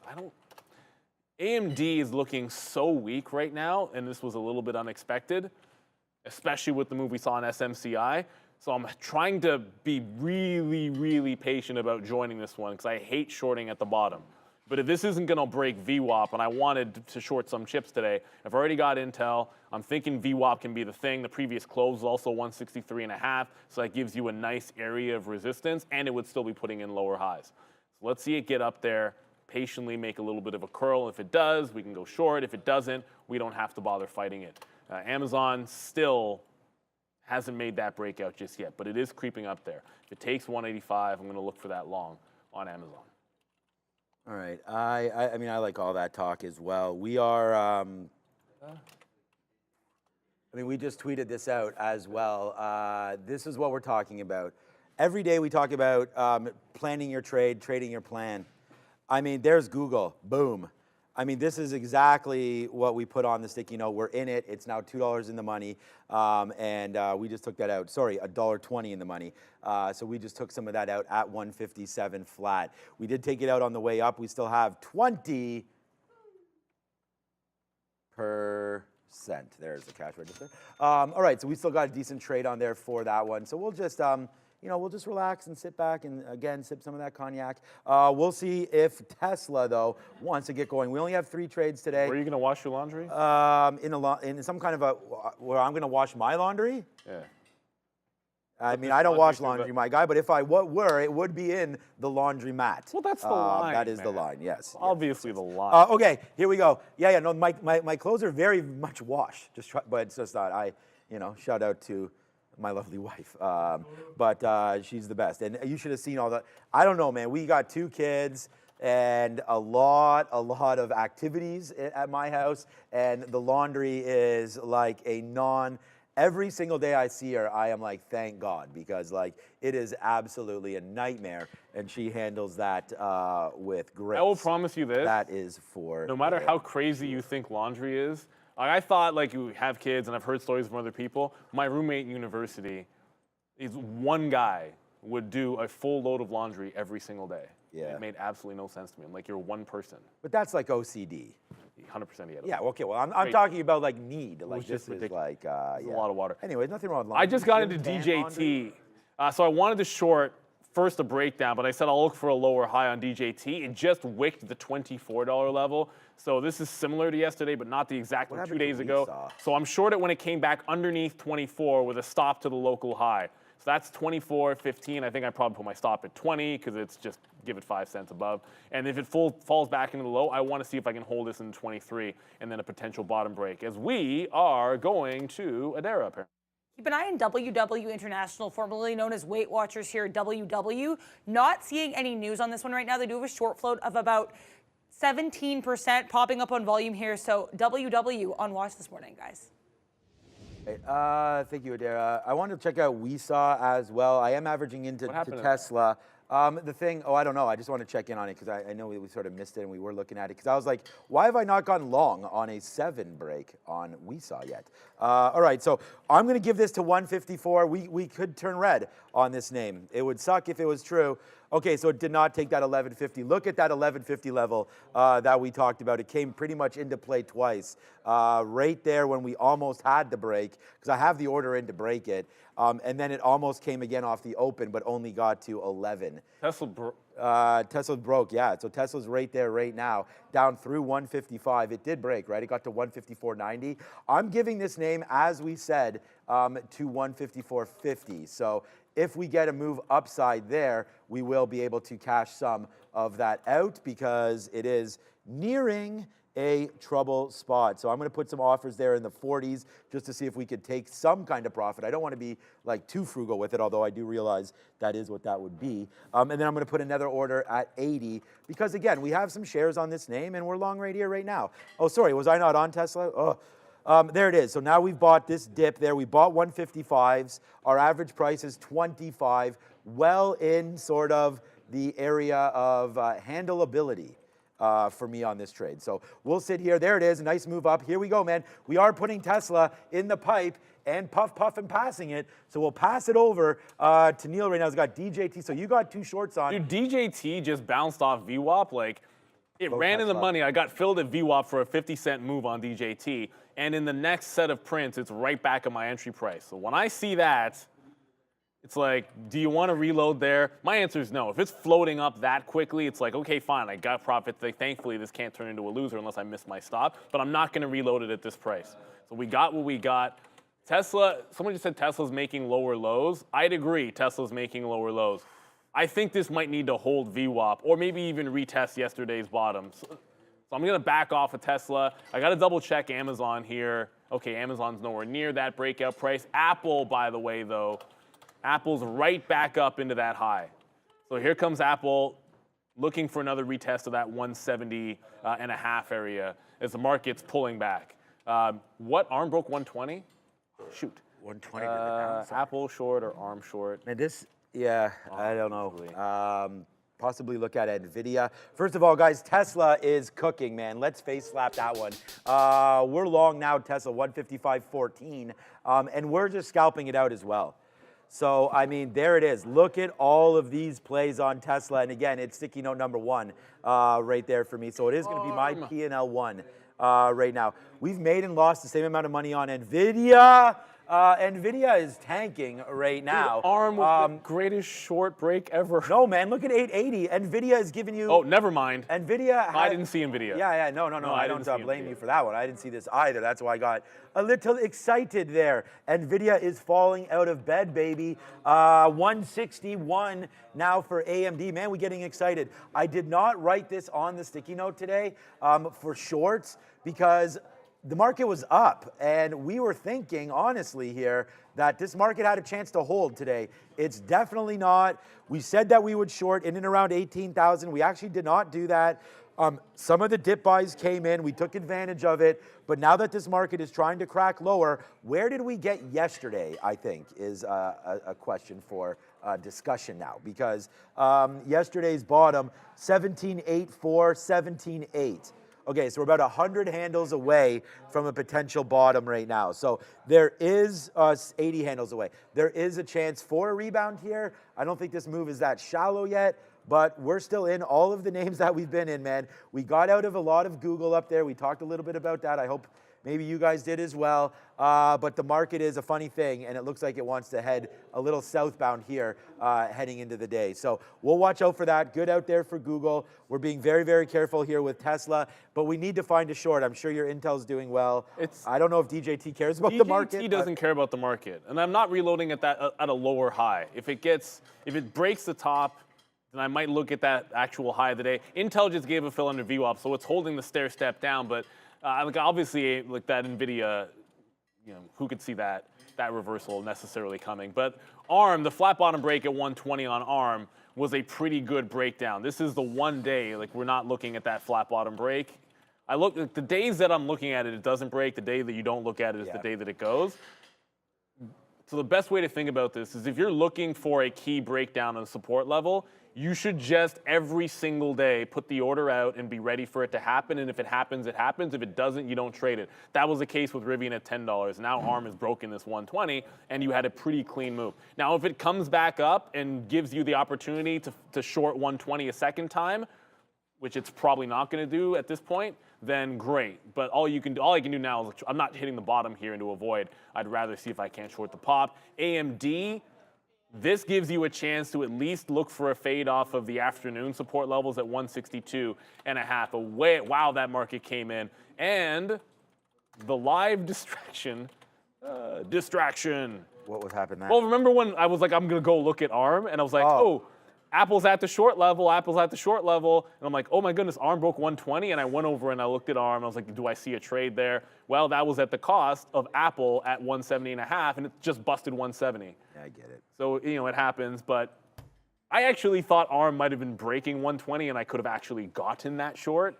It just so happens it was already through. So bye-bye Apple, bye-bye just about everything here. I'm assuming SMCI has given up 1,000. If it hasn't, then nothing makes sense. Yup, and spectacularly. Okay. This could be the day to short SMCI back to VWAP. I'm going to look for that short setup. I've only ever taken one setup on SMCI. I've taken it 3 times in 1 year, and each time it was a failed breakout. So here's SMCI chart. Here's SMCI, failed breakout. Oh, yeah. Bounced, consolidation, VWAP, short the consolidation. So that's what I'm going to look for on SMCI. Not there yet, but it's a setup that's worked a few times on this stock. All right. Sound the alarms right now. We have Amazon long at 70 right now. We just took some out at 90. Let's see where we go. So that's kind of what I'm dealing with now here on Amazon. Would like a retracement back up, but we are definitely, as we can all clearly see, underneath right now. We're underneath VWAP on the market. If we do bounce back, we want to get strong names. I think we've talked about that enough here. The strategies, looking for stronger names, looking for better plays as we move forward. So here we go. We wanted to get Amazon on the short. I feel like we did that here. Let's just see, on the long. If it came in, we wanted Amazon. So that's what it's doing right now. Let's see if we can hit something now with Amazon and a long. So we're going to hold on to this and see what's going on. DJT, I guess, starting to rip now? See, and this is why I said don't reload the stock. Right. Like I got it. Like remember the move. I had a short consolidation that went 150 cents in a matter of seconds after getting filled at VWAP. It was right back up. Like one print at VWAP and then like 1 or 2 prints and it was right back up at the top. Didn't reload, couldn't turn it negative because we had gotten profit, but you've got to adhere to your stop level. This might halt on the way up at some point. It's just made $1, but it's probably gonna have to go a little bit more than that. If it does go into a halt state, I'll let you guys all know the goods, but I'm not looking to trade any halts or breakouts on this. I'm looking for the fades. DXYZ, not having the same fade. So this still looks like the original plan should be good to go. And as a matter of fact, this is holding underneath VWAP. So as I was distracted by DJT, I actually didn't realize that you're holding underneath VWAP on DXYZ. Could be setting us up for like a 34.5 short. So that one's headed upside. Intel's still looking okay. Apple, and we probably missed our opportunity in Apple. We can be patient. If it gets back to the high, we'll take another shot at it. Let's just go siren again because one more time, and we'll tweet this out and all that stuff. But this is the trade idea number 1 for me today. It's Tesla, and it's going to be P&L number 1 for me, and it is starting to go to the upside again. And we just took advantage of that one more time. So I'm not going to reload this trade, and I'm not going to get out anymore. If it goes, it goes. If it doesn't, it doesn't. The market's making new lows right now. okay, and continuously going down.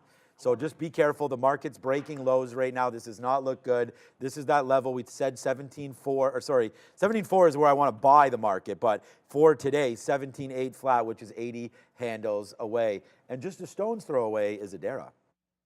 This part of the show is brought to you by VinFast. You can join them at the Montreal Electric Vehicle Show 2024, where VinFast Auto will proudly present its latest in electric luxury. Discover the sleek VF8 and the spacious VF9 at both 580 Montreal Olympic Stadium from April 19th, from booth 580 Montreal Olympic Stadium from April 19th to 21st.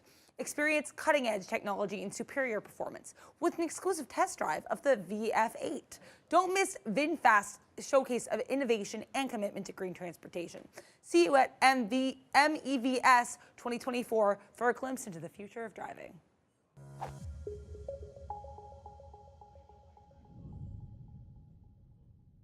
Trash talk Rivian a bit before, but if the market's going down and Tesla's going down and everything else is going down and Rivian's making higher lows and holding to the upside, and maybe it's trying to make that double bottom breakout. So this is $8.90.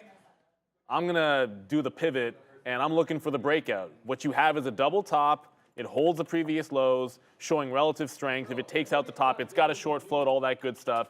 I'm going to go for the long there. Next fill on Intel is, where am I sitting on the bid here? Yeah, all right, whatever. I'm just going to get to where it's bidding now at the 90, just out in front of, just underneath these 95, just bid in front of 90 instead of on the other side of it. I want the low of the day, but it's giving you the stair step down, short the pop situation. But it doesn't make any sense to me why Rivian's relatively strong, so I'm going to use that relative strength and hopefully take advantage of that move to the upside, relative strength move to the upside, because I just saw Tesla not holding on. Like, this is stair stepping down. Yeah, Tesla's doesn't make any sense. And DJT, for everyone still looking at it, I mean, Intel, whatever, it's kind of holding and slowly working, but DJT didn't halt, but it's holding higher. This is squeezing. It was not my plan to go long the stock, so the best I'll do is take what I can out of the short and then just wait. I'm not going to sit there forcing the trade on DJT. Just because I want to short it doesn't mean I'm shorting every single pop. Got to wait for something better to set up. Yeah, we're almost getting out of this. We will still be positive because we had all those outs on Tesla, but here it comes. 154.50 is going to break, and that's our stop, and then that is that, because, again, we are not going to put ourselves into a spot where, we're going to have a good idea and then turn red on it when we have, look at all of these wins. If I hold this whatever. If it breaks lower, it breaks lower. It would suck to have that happen. It looks like it's going to happen. But there it goes. So where's my out? Okay, well, now I need to find out where my out is there. Okay, it should be coming out right now as well. So, okay, a little bit of a break here. I don't go right at 154.50, but it's right there, 10 cents lower. We will be stopped out of Tesla. But the market's fading out again right now. We did take advantage, just real quick. I think we got to go over to Adara. But we did take advantage of Amazon, but this one's going to drop out as well. We're going to need to start to look for some shorts like ASAP. So was that a call for Adara? Yep, all right, let's go. Lots of EV strength this morning, keeping the SPY to the upside. We also had some positive analyst notes on a series of Meg 7 names. So in general, on a day that's pretty light on data, nice look right now for the S&P 500. We do have two Fed speakers, both after the bell today. They're going to be Fed's Mester and Bowman. Right now, though, basically just individual names moving this market today, including UAL, United Airlines, up over 11% off of its earnings beat, including an impressive earnings per share number here, a much smaller loss than expected. CEO also saying that he's confident that the Boeing 787 Dreamliner. So interesting look there for UAL. We also have DJT, as mentioned there by Neil, pretty strong today after a couple days of selling off. Right now up just under 9%. Last but not least here, Google getting a couple positive analyst notes. Truist raising its price target, and so is Canaccord Genuity with regards to Google's AI strength. So lots of names to the upside to keep an eye on, guys. Yeah, with all of this, the NASDAQ only just went red, and it's like 0.4, 0.2 to the downside. That's a moving target, obviously.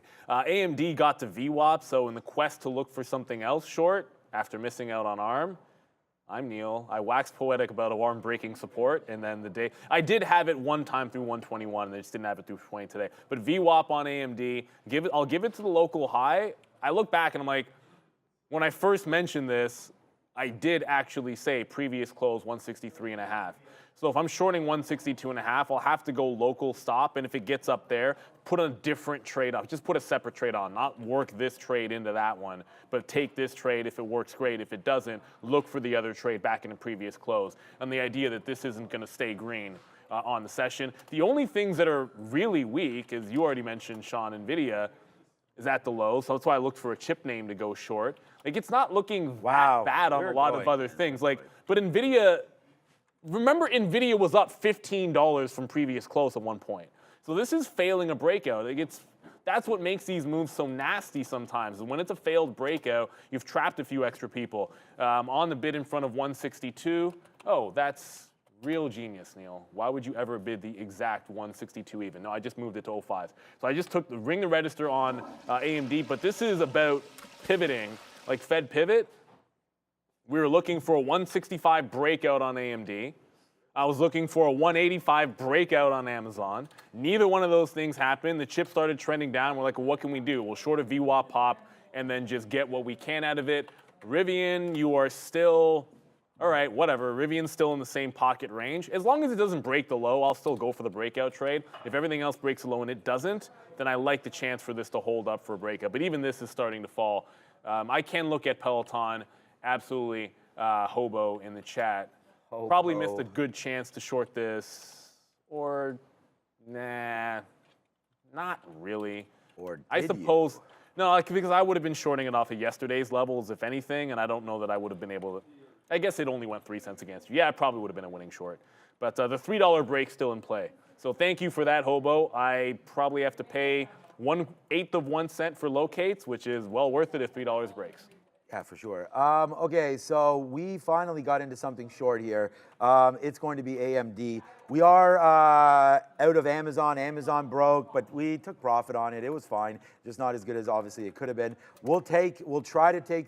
There it is, whatever. We'll take 20 cents there. Hopefully this falls back in and breaks, obviously, this level that we're most concerned with right now on this name. That's AMD 162. So let's see if we do get that break. We are now short on AMD. I was giving this one to 163, so we don't have a full position on yet. So we'll just try to scalp out a little bit of profit and wait to see if it makes that move down. We're nervous about the market right here, as we talked about that. So what we're doing is quite simply waiting. We got out of Google. We'll wait for a pullback in on that name. We will also wait for AMD to get down. And we're still in Tesla. It's getting close right now. I was at 154.25. I just wanted to give it that one extra little bit down, but it looks like it will wind up costing me another 30 cents here so far. So these longs today, obviously, I think we've done well. Okay, now it just came out. I feel like we've done well taking some of these longs, but at the end of the day, when you hold the longs and this is the market, it's not going to work out. So Tesla down there near a bottom, possibly something to look at. Here goes AMD starting to break, and you see how easy it is when you go short something. This is what can happen. So there it is right there. Almost immediately going into my number one stock. We're still net positive on Tesla. We're net positive on Google. We will be down on Amazon and down on Nvidia and then up. So we're today, if we're just looking at straight numbers of stocks, we'll be 3 wins, 2 losses with a flat P&L. So it hasn't been great. Bitcoin breaking low today. Oh, God. Okay, if Bitcoin's breaking, honestly, I feel like this market's going to break with it.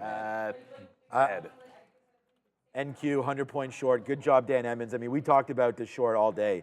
I wrote it down on the sticky note. Yeah, I think we are timbering. We wanted to go short today. We called it, but unfortunately, some of the longs that we had just kept on going down. So 3 and 2 today, flat day, but it's only 10 o'clock. Dominic says I'm missing a great banger in EDBL. You know what's interesting? I had to. You guys didn't know. I didn't say anything about this, but I had like a really, really bad like nerve pain in my hip flexor, and over the weekend I needed some edibles to relieve that pain. I'm afraid to admit it, and it actually did a good job. I have no idea what EDBL is, and if that's even the business they're in, but who cares? Coinbase is breaking down. Bitcoin is taking out lows. I think if we're going to look for trends, that setup where you break a low, you consolidate off that bottom, and then flush. Well, I went to AMD, and AMD gave you that. If you did it in SMCI, Like if you did the same setup in SMCI, it came into 990, not quite the VWAP, but the pre-market lows, fell $15. So the shorts are just like, when they set up, they're just kind of working really, really quickly. And I'm not seeing anything that I like to the long side. So you could be right about looking for small caps and squeeze names to look for the long. That's why I was thinking Rivian could have been the one, but it's not really breaking out. AMC, we took actually the only thing that we're down on was a small loss on AMC, and that's mostly because we tightened up our stop on AMC. Like I only gave it to them, and now it's gonna break out the top. So I might just go back to the well being, I mean in a general sense, it's dry on AMC, but it's up 10% today. So why not? VWAP for trace or bids holding above 3, I might look for that, but I like the VWAP setup here. This time of day, I'd rather buy a dip than take a top rate. It looks like, as far as Amazon is concerned, anyways, we might have like officially took out the bottom on ourselves there. So here's Amazon. See, like we talked about this yesterday. Again, I can't remember who talked about it, but it's like, how come you always can have the top and the bottom or stuff like that? Well, how about the bottom? So right there on Amazon, you could see that was obviously not the good pickup there for me, but that's why we just slightly turn that stock red. I have a saying about which kind of sucks. Getting tops and bottoms, regardless of whether the trade's a win or a loss, means you are executing at the right prices, because it means you're making a decision where you should be making a decision. And if you're making the wrong decision, then at least you're learning something really well, which is when I make a bottom wick here, then I was looking at AMC at the right price to make a decision. My decision was to give up the breakout trade. But what I can take a step back is say, if I'm dip buying, allow it to wick that, and then same place where I'd be stopping out of a breakout trade is the place where if I'm not in it, I want to look for other people stopping out, and then you can get in on a dip buy. There's always something to be learned. When you have like those types of. Are you short any? You're short Intel just because Intel and AMD. So we got AMD at VWAP 162.5. It's about to take out that low. Let's go. The market is fading and fading very, very quickly. Don't forget about Nvidia 850. It bounced hard off 850. If we get that 850 price today, I think it's probably worth some kind of a long. Okay, here we go, guys. Yeah, with this move down, you know, we're positive. So good move today here. Good thing we changed up our game plan one more time and went over. We didn't change it up. We just said, forget about these longs, man. Even though Tesla's starting to bounce, I'm not getting FOMO on this one. We're still up on it. I'm happy with that. Google, we've taken out a good price level there. Amazon, I'm not happy with. What can we do? And then Nvidia, we talked about 860 bottom. I didn't think we would get to there. We are long, of course, short on AMD. So I don't necessarily want to go long right now on Nvidia, but we are tanking down right now for a nice little level there. Look at what's happening with AMD, guys. We have enough shares on board just to like get out of this right now. So I'm going to put on something here. Get out at 50 right there. Basically, smoke it. Good trade there. P&L number 1. It overtook Google. So just right there, because we got confident and we're able to get the reload on that one. It's a good trade there for AMD short. Great trade for Intel short off 36. We chose, I mean, Intel's too boring. It's a good trade. It's just boring a little bit. So we'll just watch out for AMD and see if that one wants to keep doing its thing here. If AMD breaks so low, I'm trailing it at this bottom. Whenever I see, I'm gonna get to DJT in a second because it's still holding higher. If we hold this bottom on AMD, I think it has a chance to give us reloads off VWAP. If it breaks and holds under, this stock should see 160 bucks. So I'm already gonna be bidding 160 or out in front of 160 at Will Clark. And then I don't want this back above that 50 level, continuing to look weak. DJT is one of the few things that's still looking strong, and it's consolidating higher. So in Bizarro world, this is what can happen. I'm not going to speak about the positives of the stock, but it is looking like it's going to go squeezing. If it does break the top, I'm looking for this 30 area, 15 minutes better. The stock hasn't traded for a while, so I guess it doesn't, who cares about looking at a daily chart. If it gets in here where we shorted it before, which is between 29 and 30, that's where I will look for a curl in the stock. Otherwise, not touching it unless it gets back underneath VWAP, which, by the way, DXYZ is. So DXYZ is giving you the consolidation under VWAP. I am not on the offer. I'm going to get on the offer to try to grab this one. We did have to pay for locates. Not everyone's going to be able to short this stock. It was pretty cheap. But I'm going to short this one underneath VWAP because if it breaks VWAP, if it breaks consolidation down, I think it gets to 31 bucks.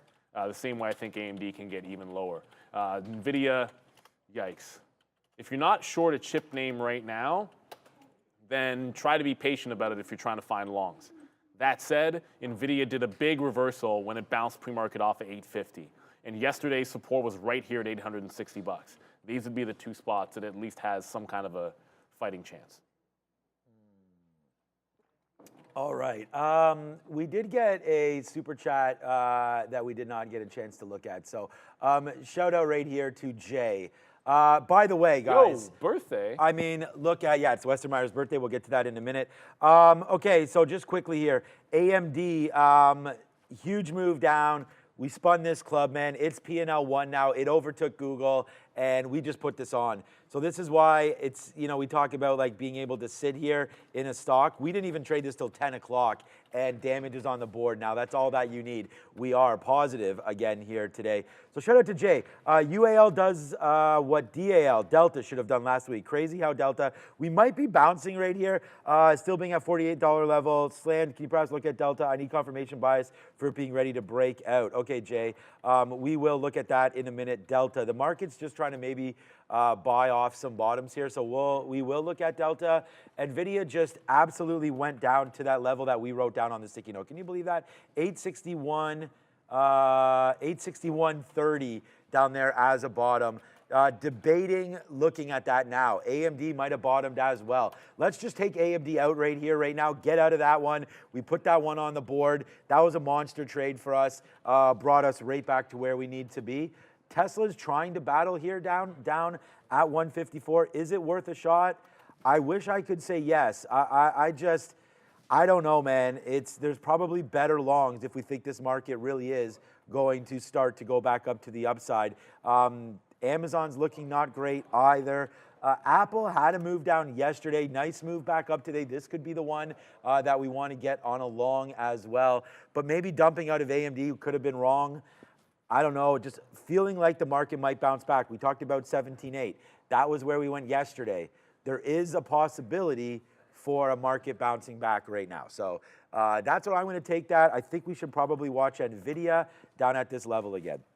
I think Nvidia, like, you might be right about the AMD, but I already had my trail in. When it hit 61, my trail was in at 61.5, and I was looking for 160. So that's going to hit every single time for me. VWAP to trend level, I'll try to let it go, but generally I'm going to have a stop in there because when it double bottoms off of support, a lot of times you'll get the retrace into VWAP. And if you're trading like the range-bound strategy, then you're trading a range-bound strategy. It is what it is. Nvidia, if it bounces, great. AMC does not seem to want to give VWAP right now. So AMC, we took like the breakout trade, which it gives some more room, but it's starting to give you a tight range, $2.90 to $3. So bottom would be bouncing off of VWAP. Or maybe it takes out the top and just consolidates higher. That's always a possibility. BABA tanking, BABA long. Oh, wow, BABA failed 70 again? That's not good. Double check here. Yeah, this is still a flat bottom break on Alibaba. Yikes. I'm not going to touch Alibaba. Yeah, it wasn't that's really under in the plan, 70 now, right? But it just failed 70 twice in 2 days.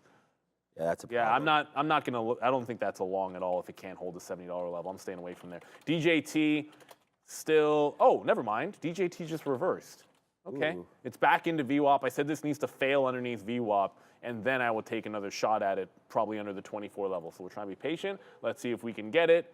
Oh, DXYZ did come out, so we'll put a loser on the board. I wanted it to be, yeah, it just couldn't hold VWAP. Now this is starting to go above VWAP.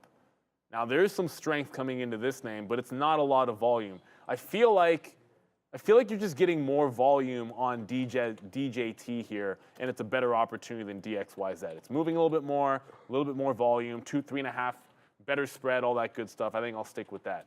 Apple's okay. ARM is an absolute nightmare. Intel, which we're still in, it's still a very calm, short VWAP, hold to low trade idea. Again, so this one should be a reload if it fails off VWAP. Once I see it get to 36, show any kind of curl, and then look to re-enter the short. All right, I'm going to try a long in AMD. I don't think it's going to be right, but NVIDIA's trying to hold. I was just thinking, like, AMD's been so weak. Like, it is definitely the weaker of the two over the last little while. Here we come right into 161.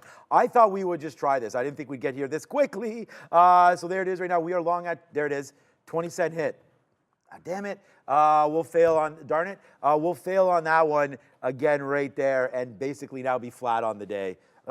Like I said, this has been sort of a mixed day right now for me. I'm still, I thought that was it. I'm still waiting. I'd rather have, I'm waiting for this to come down to 862. I want to try this long. It looks like we did the mistake by getting out of AMD than trying to go long on this name. But I just think that we're coming into a possible bottom here. We've been here before, but it can get into 160. So that's the other thing. So maybe we are not at the bottom. If we're going to do anything long today, it would be pullbacks into VWAP. Google's at there right now. This could be a long, but honestly, I think I just want to flip short. So the ideas that I have here for short were just early. It was Intel. We talked about XPEV if it got at any key levels up there near 770. Could be something. Tesla. I mean, those are all long ideas. So yeah, today, right now, where is Tesla? 154. Yeah, so okay, so that's where we got stopped out the first time. It's made these moves back in. We actually got stopped out at 154.20, which saved us a bit of money. It's just, are we finally going to be battling back? I think AMD has a chance to battle back here if this market goes. It's just, do we want to sit there? What's been a stronger chip name? You know what? Maybe SMH, because if the market goes back up to the upside, we don't need to be specific on a name. Because Nvidia, yeah, that's 216.50. That might be something. I'm still waiting for Nvidia longs. Maybe let's just be patient for a minute. It's 820 right now. I'm waiting for 862, this little bottom, to see about it against 860. And then ultimately, I actually want to give Nvidia to 855. This bottom wick right there. So maybe we get into something coming in right now. Bitcoin is tanking right now. It's down to that 61 again. So if we're going to talk about IBIT and all this kind of stuff, we are starting to make a move down. There goes Bitcoin, thanks Fabian, with that move back in, and it looks pretty nasty here, as there is the longer term look. This is a 4-hour chart. We've sort of brought this up to you guys earlier. It's that 61 level that's trying to hold right now. And then you go a little bit lower, and some of these wicks are 60, and then that very bottom take there goes to 58.8 or so. So if we do take 60, there is a chance that you drop another 1,000 off that into 59 and then look at that 58.8 level. So right now, yeah, not a great sign here for many of these Down halt for WISA. Before I know we're going to Darren in a second, but yeah, WISA it was holding VWAP for most of the pre-market there, but it gave it up. It's halted at 781 with a 756 tap, so it would open up right here if it were to open now, but it won't for another 2 minutes. So be careful with these. You know, like it's as fast as they go up, they can come down just as fast when it's a low flow runner. This is like a reverse split and then went up for reasons, but it's looking a little bit nasty, looking a little bit heavy on some of these. Abe, I was just saying you like SMCI over Nvidia. SMCI was good, but this is also trending to the downside. The only thing I don't have it because it didn't quite do the VWAP retracement setup. It's hanging out at these lows here, so it's not really setting up perfectly. Let's see what other small cappers might be doing well or maybe poorly with Adara at the big screen. No shortage of small caps to talk about today. This is the IWM trying to curl back up here, more or less flat for the Russell 2000, but certainly not flat for a lot of these small cap runners, including Edible Gardens, EDBL. This one also, much like we saw a multiple halter here, reporting an increase in protest revenues of 40% for their first quarter 2024 results. So nice look for EDBL. Worth noting here, though, they do have a they have a float of about 288,000 shares, so very small float for Edible Garden. We also have INVO, Invo Bioscience, is up almost 240%. Again, this is another earnings-related name. Significant year-over-year increase in Q4 sales for INVO. Last but not least here, the Children's Place falling down a little bit here, but initially trading higher after announcing the securing of a $90 million financing via a loan from METAC Capital. Also worth noting for this one, they do have a short float of about 20%, guys. Bang, thank you, Adara. Okay, so we went long on Tesla. We saw it holding that 154. We said that we wanted to get long something. It's now 40 cents in the money. It's going to be hopefully a good trade. There is a Japan earthquake right now that just hit. It's not a tsunami. It's an intensity of 6, I'm hearing right now. So be well, everybody. That's in the Pacific Rim, I guess, there, Japan. So shout out to everybody there. You know, thoughts with it, but I don't, just hearing that there was an earthquake, not that there was any major damage or anything. There isn't a, I mean, there is not a tsunami warning. Right, that's what I'm saying, That's not. the good So news. that's the good news, so we'll stay on that, those hopes. But right now, Tesla, we did take a bid there. We are long at 30s. We just took an out at 55. Not a monstrous out by any stretch of the imagination, but one that we took, and we're gonna wait to see if it goes a little bit higher. I'm now waiting at 75 or am I? No, I'm at 155 flat. So we'll see if it does make that move up to 155. Then we'll start to take a little piece out. We are net positive. We're net positive on a bunch of names, man. AMD, Google, Tesla, down on Nvidia, down on Amazon. So now we'll be positive on the day with this position pending. Good thing we got out of Amazon and Tesla. All right, 70, okay. Nice move up there for Tesla. We just got going there a minute. I was about to offer out. We'll put an 85. It just stopped there at 85. Let's take an out there if we're lucky enough to get it. Tesla, nice move back up 50 cents here. Yeah, I'm going to get another bid here on Intel. And the reason why, it's trying to put in a higher low for the second time. So you already put in one, you're attempting to put another in there, and you're finding a bidder at the 88, 89 level. So it's holding VWAP trend down, but suddenly you're getting it's like a wedge, higher lows and lower highs into a consolidation, which means take some out, look for the next short opportunity. If we get one, doesn't mean you have to, NVIDIA. but watch out. NVIDIA's about to. Why do we get out of AMD? Okay, so that here? 860, that 860 on Nvidia, like right in here, is about to get tested. This could be real spicy, man. Yeah, this is gonna be. This is not like This is the spicy meatball. The 850 breakdown the other day was much earlier in the day, and it wasn't quite Go this shorty. kind of a low. So let's see if it can hold it one more time. It's trying to bounce. If it Dude, we does got a break, I think monster the floodgates are going to open up. Yeah, we got a nice one here. We're $3 in the money on Nvidia right now. We waited for that 860. I mean, if you're not sticky no nation, ride or die, see you later. We put down 860. That is the bottom of the damn day right there for Nvidia. Here we go, baby. Let's go. We are long at 860. We've been $4 or $5 in the money before, so we will take a piece out and then wait to see what happens. We are hella net positive right now. We are nicely kicking here. Come on, Nvidia, you can do it. You are making me sing, baby. Nice move also. We look what price we get there. We just talked about that price on Tesla. Come on, Nvidia. Dance, basically.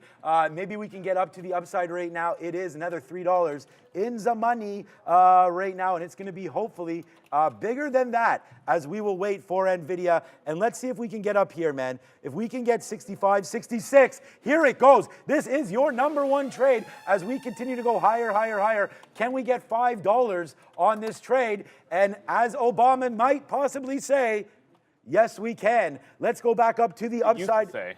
I think he still says it if you pay him enough. Here we go. Nice.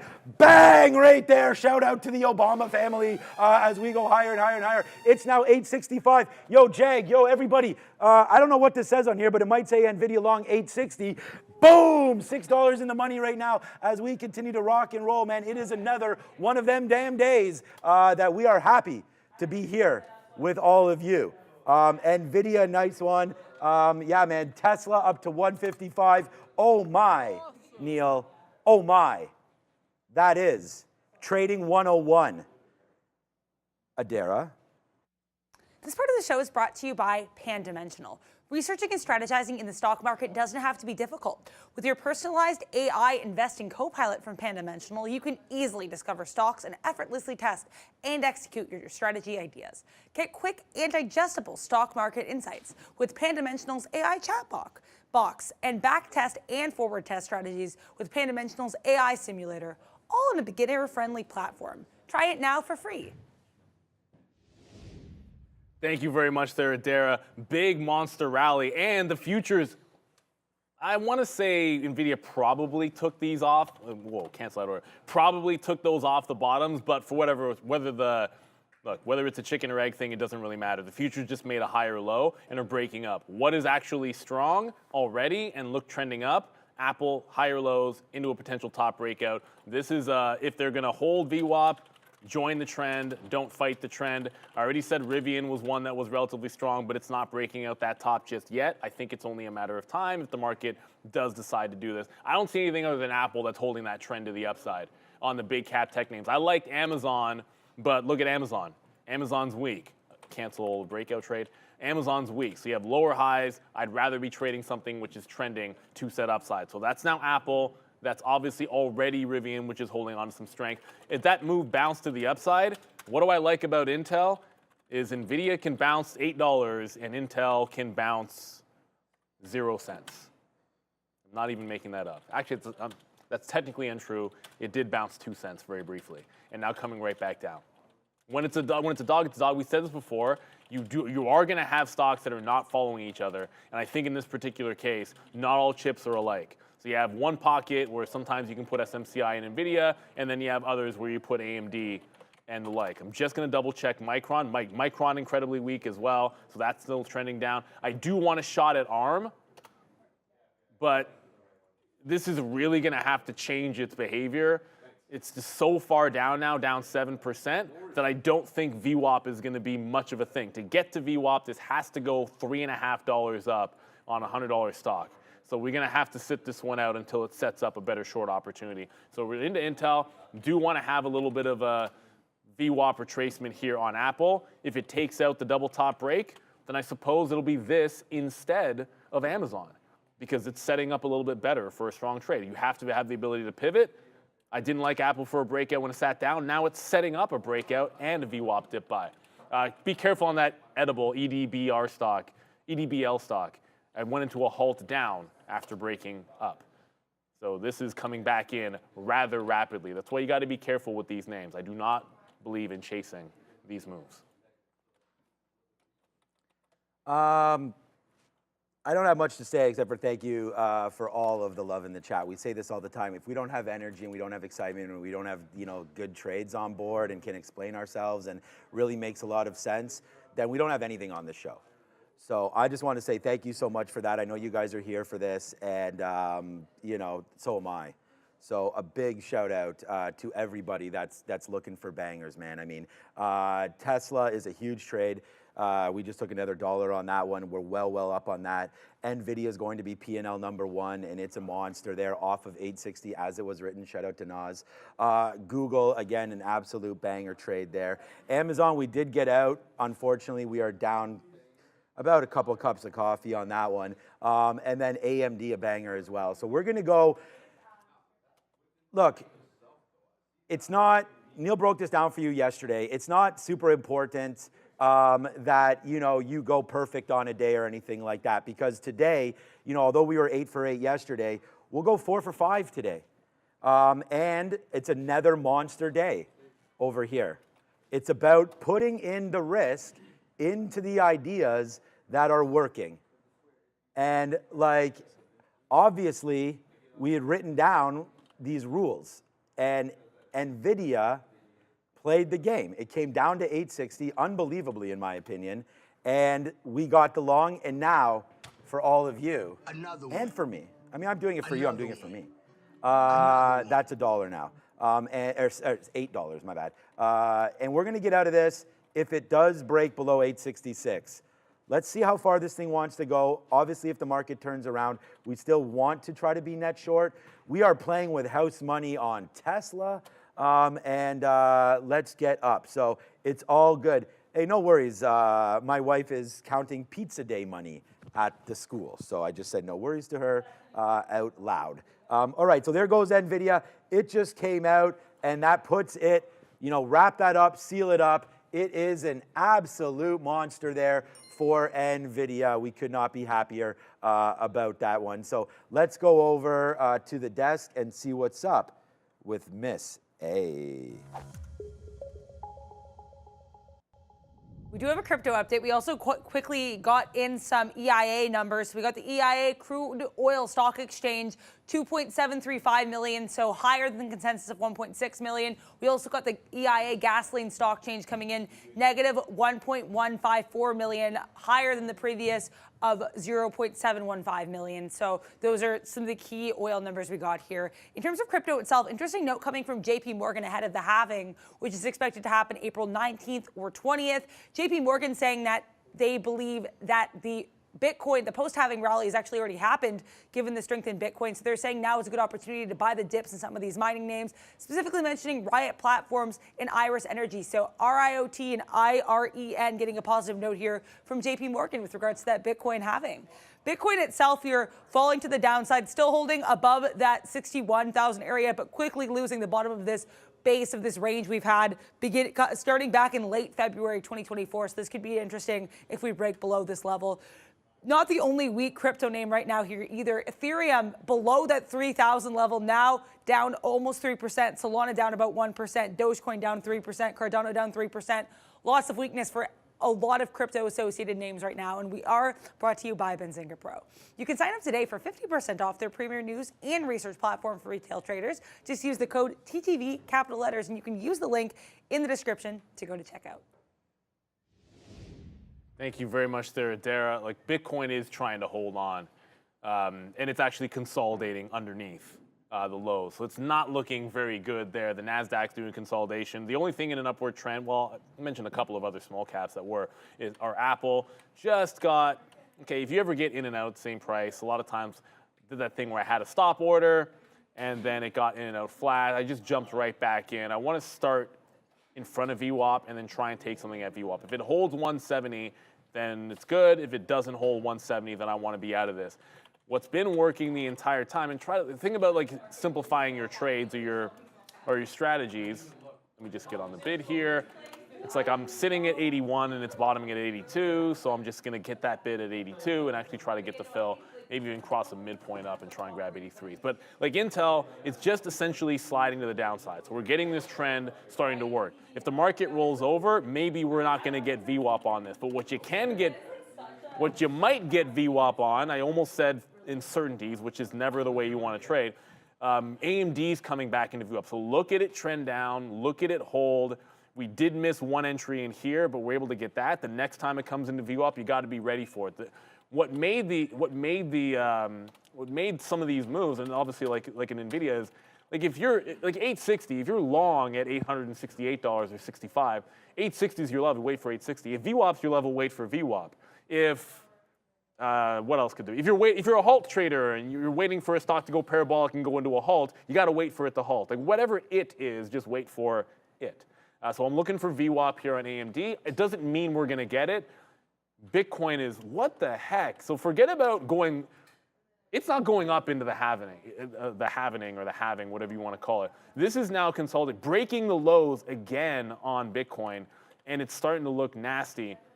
This is major support that you're losing here on IBIT. And remember what we did the other day? We looked for a liquidity vacuum bottom. I want to see a ridiculous, it already did one, and look at the reversal here.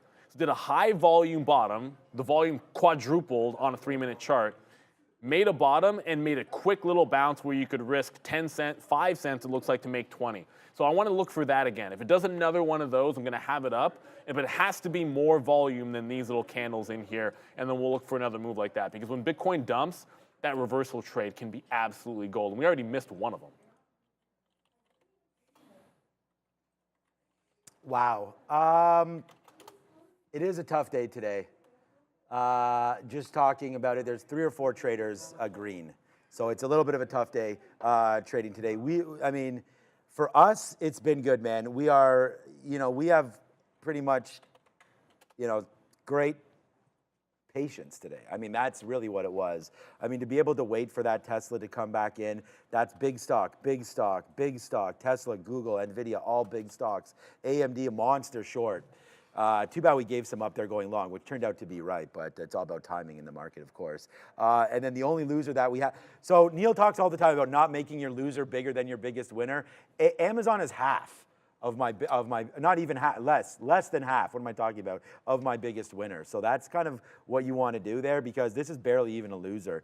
And so capture it, that's something that... Well, there's a distinction on that. Yeah, okay. Like that makes sense, but what I specifically mean by that is, don't make it's on that actual strategy or on like that. Like if you take a breakout on Nvidia, don't lose more than you lose on breakouts on Nvidia.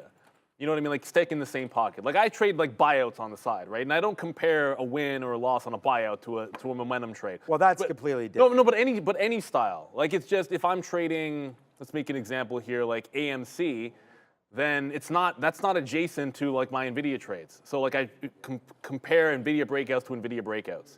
I compare AMC dip buys to AMC type dip buys. Like everything's in a similar pocket. Like SMCI, when I traded it 3 times, I compare every one of those trades just to SMCI. So I think that's kind of the deal, because everything's going to be subtly different, and some strategies you're risking more on, some strategies you're risking less on. Like right now, the best and most consistent strategy in the last month has been that Nvidia false bottom into a breakout trade. So generally speaking, those have been my biggest risk trades because that's been the best. By the way, Apple's going to lose 170. I did get a fill. I was able to get some out there when it bounced off the quarter, but now it's going to give up the 170. So we'll try to limit the damage, trying to look for those higher lows by getting out of it when it starts to fade in. So we're still with the one short that we've had the entire morning. And the crazy thing is, like, it's not even at the price or the setup that we wanted. It was following the trend and then just joining the trend to the downside. It won't even be like some crazy, hey, this is exactly what I was planning for. I didn't want shorts on Intel, but I wanted shorts up here. And unfortunately, Intel didn't want to give that to us at all. What else we got going on here? There was something else. It was at EDBL. So from tanking $2.50 to halting up. So this is actually halted, oddly enough, at exactly the same price that it halted at the top of 4. The last time I saw this setup, it was a really fantastic breakout trade. However, it halted underneath that price, and then you were able to actually get the break on the way back up. Like if it holds 11, this could absolutely shoot to the upside. In fact, it didn't halt down. I misspoke earlier. Thank you so much. It came close to halting down, but actually resisted. It must have bounced off the halt band and then gone up. So EDBL is still alive.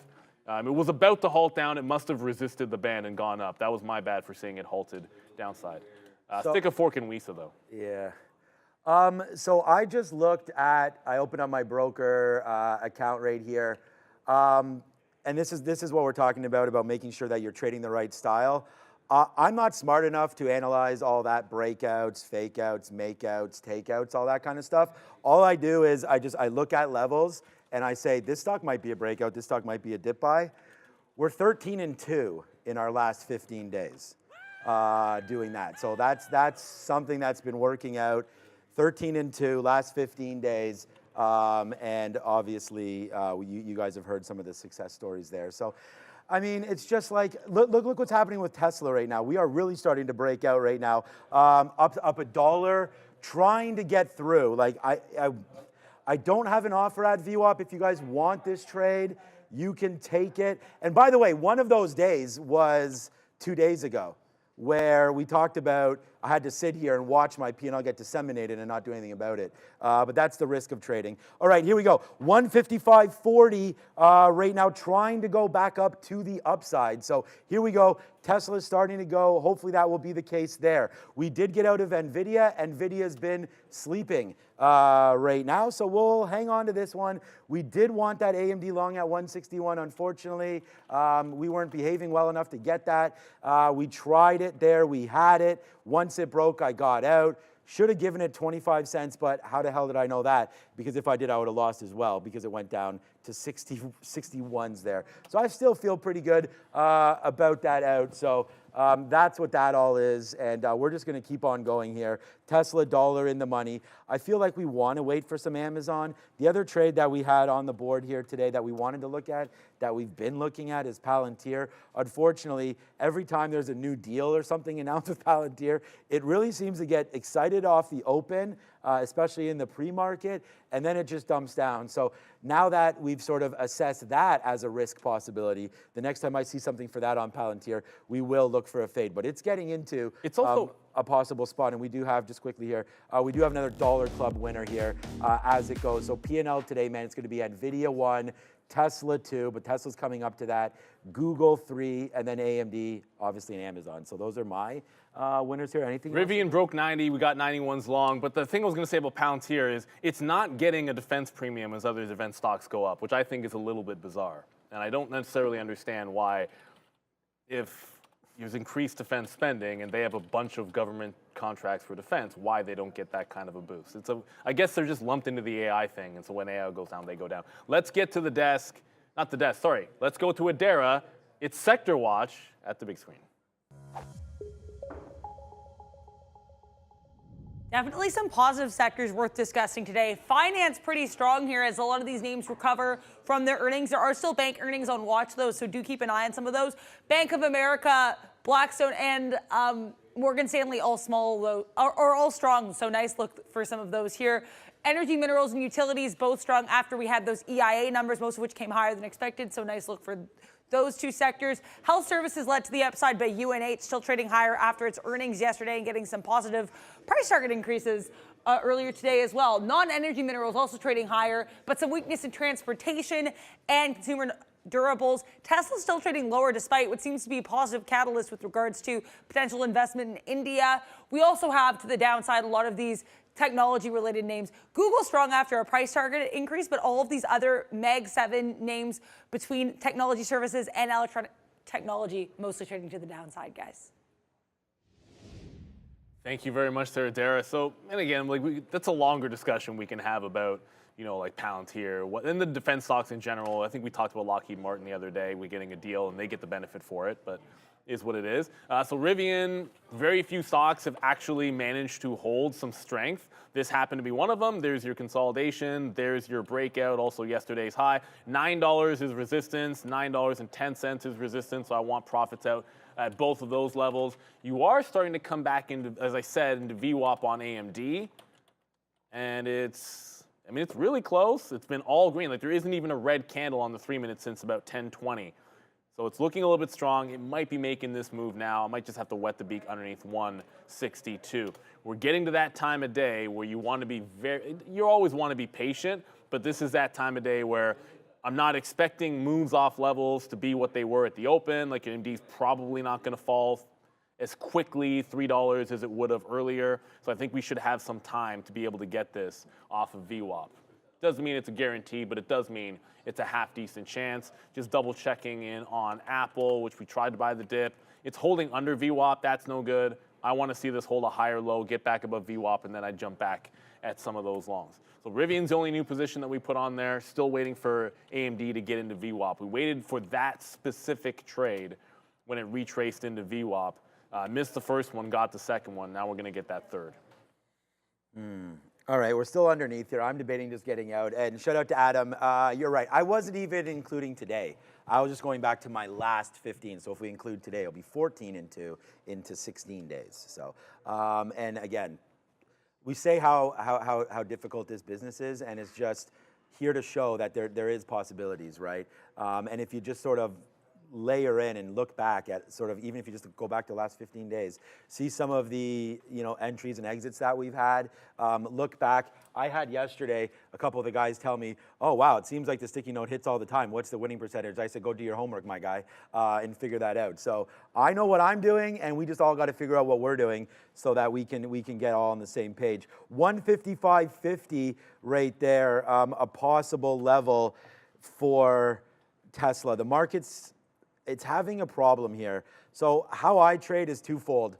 And I feel like I've gotten a lot better, obviously, at reading the market, or else I wouldn't be able. If you can't be that consistent if you don't have a feel for the market. So obviously, we talked about this today, and I said, shout out to Dan Emmons and everybody else who's listening about the futures talk that I do. I said there was a good chance we bounce at 17.8, and that's where we wanted the longs. So as soon as Tesla, you have to put two and two together. You just don't go long on something because of X. You need to have X and Y, in my opinion.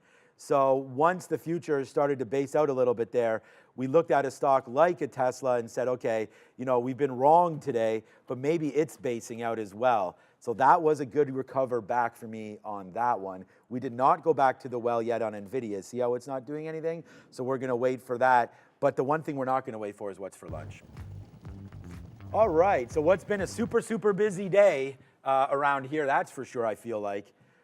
Oh, wow. Okay, it's been just a minute. It's been a minute. Jerk chicken. Jerk chicken, not bad, not bad. Oh, so if you thought it was going to be a chicken dinner winner today, unfortunately, you would be wrong. Today we have beef burgers with hot banana peppers. Bang, ba-bang, ba-bang, ba-bang. Who else is hitting bang? No, it's you, my dude. You know you're hitting that. All right, we'll go awesome right there as well. And that's coming with a little interesting here today. It says beef burgers with hot banana peppers and tzatziki. Why would you put that? You put that on a burger? I don't know. I'm just saying what it's saying. I don't put that on a burger. That's a weird one. I Who don't puts tzatziki sauce on a hamburger? I mean, mayo, great, but like tzatziki, nepa on that one. Put that on and a then burger, you have man. I don't know. Maybe it's a mistake, but and it's with herbed potato wedges. So I don't usually put the fail on for any food. yeah. But you don't put tzatziki on a burger.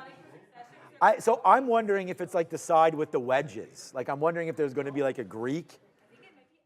You dip potato wedges in tzatziki? No, I like tzatziki though, but I'm just saying you could use it. I mean, whatever. It's for souvlaki. It's for beef, pork, stuff like that. No. You could put chicken. Yeah, I mean, if you're having a gyro, different guess story I guess you altogether. But this is a can. burger, so a it does burger, seem man. odd. A little bit. But we be aight. We be aight. bit. You know what? I mean, we'd take some of these profits, roll it over there, go get a decent Oh. meal if we need to. But at the end of the day, it's a salad. And yesterday, salad was topped with my personal favorite around here, the tuna. So I don't think we'll get back-to-back jacks for that. But if we do, I'm here for you, tuna. I'm going egg salad. That's what we'll probably. Ooh, egg salad be just as good. I think we'll get egg salad today on ours. Feeling that. But yeah, Cal, but you know homie don't play that on a burger. No, man, like that's. I'm not saying you can't. I'm just saying I won't. Whoa, a couple of things just came in there. One, Peloton. Oh, Peloton got to VWAP. Well, that literally took forever. So when we talk about waiting, so Peloton goes down, there's some lower highs, it just popped into VWAP. I just got some 14s. AMD obviously just came into VWAP as well. And to each your own. I mean, eat what you like. I just sort of, I hear that and I'm just gonna say honestly what I think about it. It just weirded me out. I've never even heard someone say that. So we're gonna get AMD back in, Peloton into VWAP as well. What else do we like here? Bigly down under. Do Canadians put mayonnaise on fries like in Europe? I already answered yes. Yeah, some do. I don't because I'm not a big mayonnaise person, but I probably said Amazon that. I going probably on it? said that enough that I'm not a huge mayonnaise person. Is Amazon going? Yeah, I mean, all these stocks are going to go. The only thing I'm VWAP, looking yeah. I mean, Nvidia's back up to 868 again. We nailed that one. What else do you guys want us to look at real quick before we go? I mean, so one name that I did not get into. Bitcoin bounced. Yeah, Bitcoin's real nice. We like that. The one name that we wanted to dip by, I was at 710. I was watching XPeng the whole way. This was not, I don't feel like, it is a missed bottom because we wanted a dip buy. I should have been more prudent and bought this. But I was waiting for 10s. So missed opportunity there for XPeng. So we'll wait. If it gets back into 720, I do like that one. I don't know if there's anything else anybody wants us to look at. I mean, I was looking at Disney. We are going to go to Adara in a couple seconds with Money Talks. I want to see what that US dollar is doing. So I'm interested in that. Disney is acting as if, like, again, what's the barcode? Like, do I scan this thing to get, like, free Disney Plus or whatever? Let me try. Yes, 3 free months. All right, we'll take that. All right, over to the desk with Adara.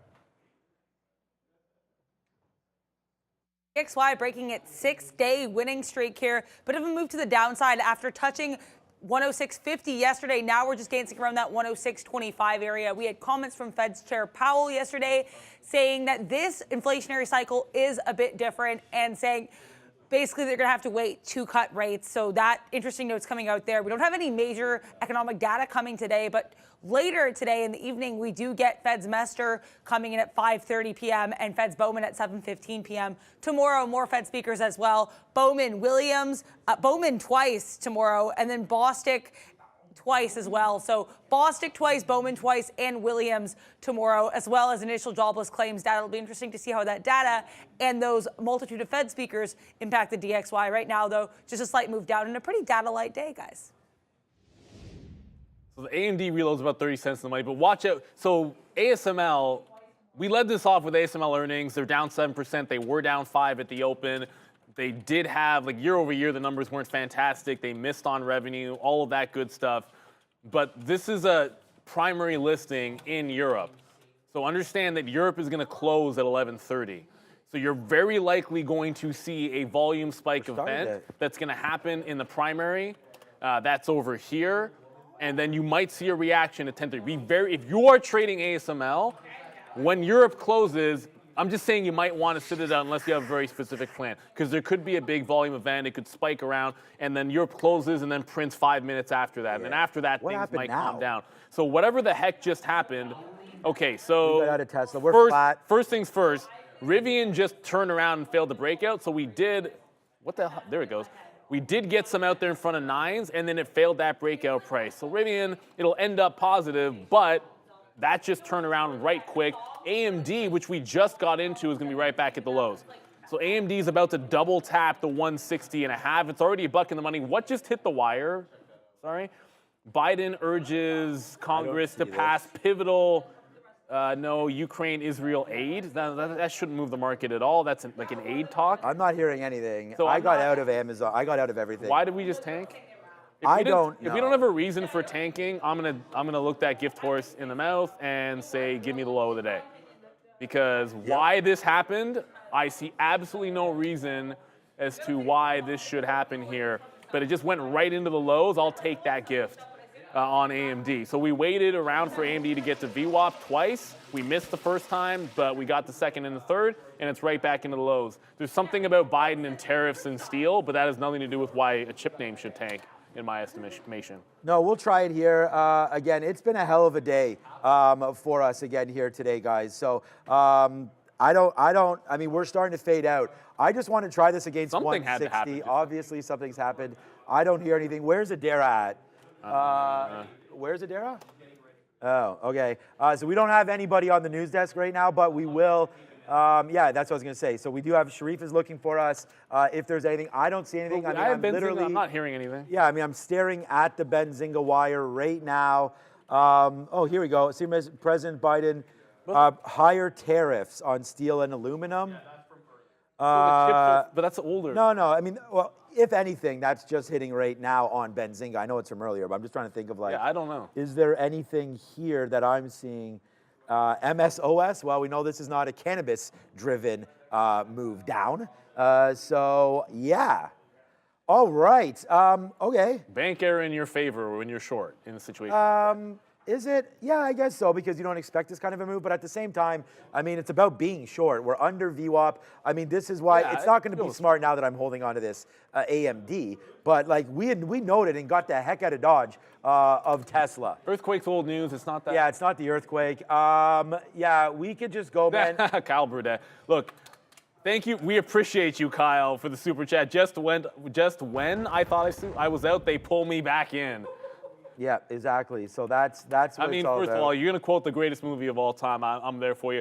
Dump it, he says. It is one of those types of fleshy days. Look, I was just in some VWAP retracement trades. That's all. Like VWAP retracement goes to the low. Peloton. That's a different name. AMD's different. Like I actually thought AMD was going to bounce here because when the same thing happened yesterday, see this little spike down out of nowhere, like it was just calm, big spike down. It got to the low and did a huge reversal. So when the same thing happened, my reaction was just take the lows. Because if you didn't do that on that spike down, it was about 130 that it happened. If you didn't take it yesterday, you missed a great chance to get out, and it was actually a long after that. So I might have, if it looked back in this and AMD dumps through 160, then I'm just trading the patterns that I like to see. You will often see me trail or just get out at the low when I take a VWAP trade. That's it, because that's how these have worked well for me to stay consistent. But 4 or 5 minutes to go in the middle of the day, you're going to learn to trade, but I feel like that's what we're trying to do every single day. And this is going to be a learning experience. The reversals in this market, I feel, have been a little bit harsh, and right now they are favoring the downside. Like every time we're talking about a shock, where did that come from? It's been a move down, not a move up, which could be telling us something. I like to think it's telling us something. And we'll let you know if we hear any news, but it's certainly the tariff thing was old, the earthquake thing was old, maybe it was a technical breakdown. And for anyone with the ASML, please do be careful.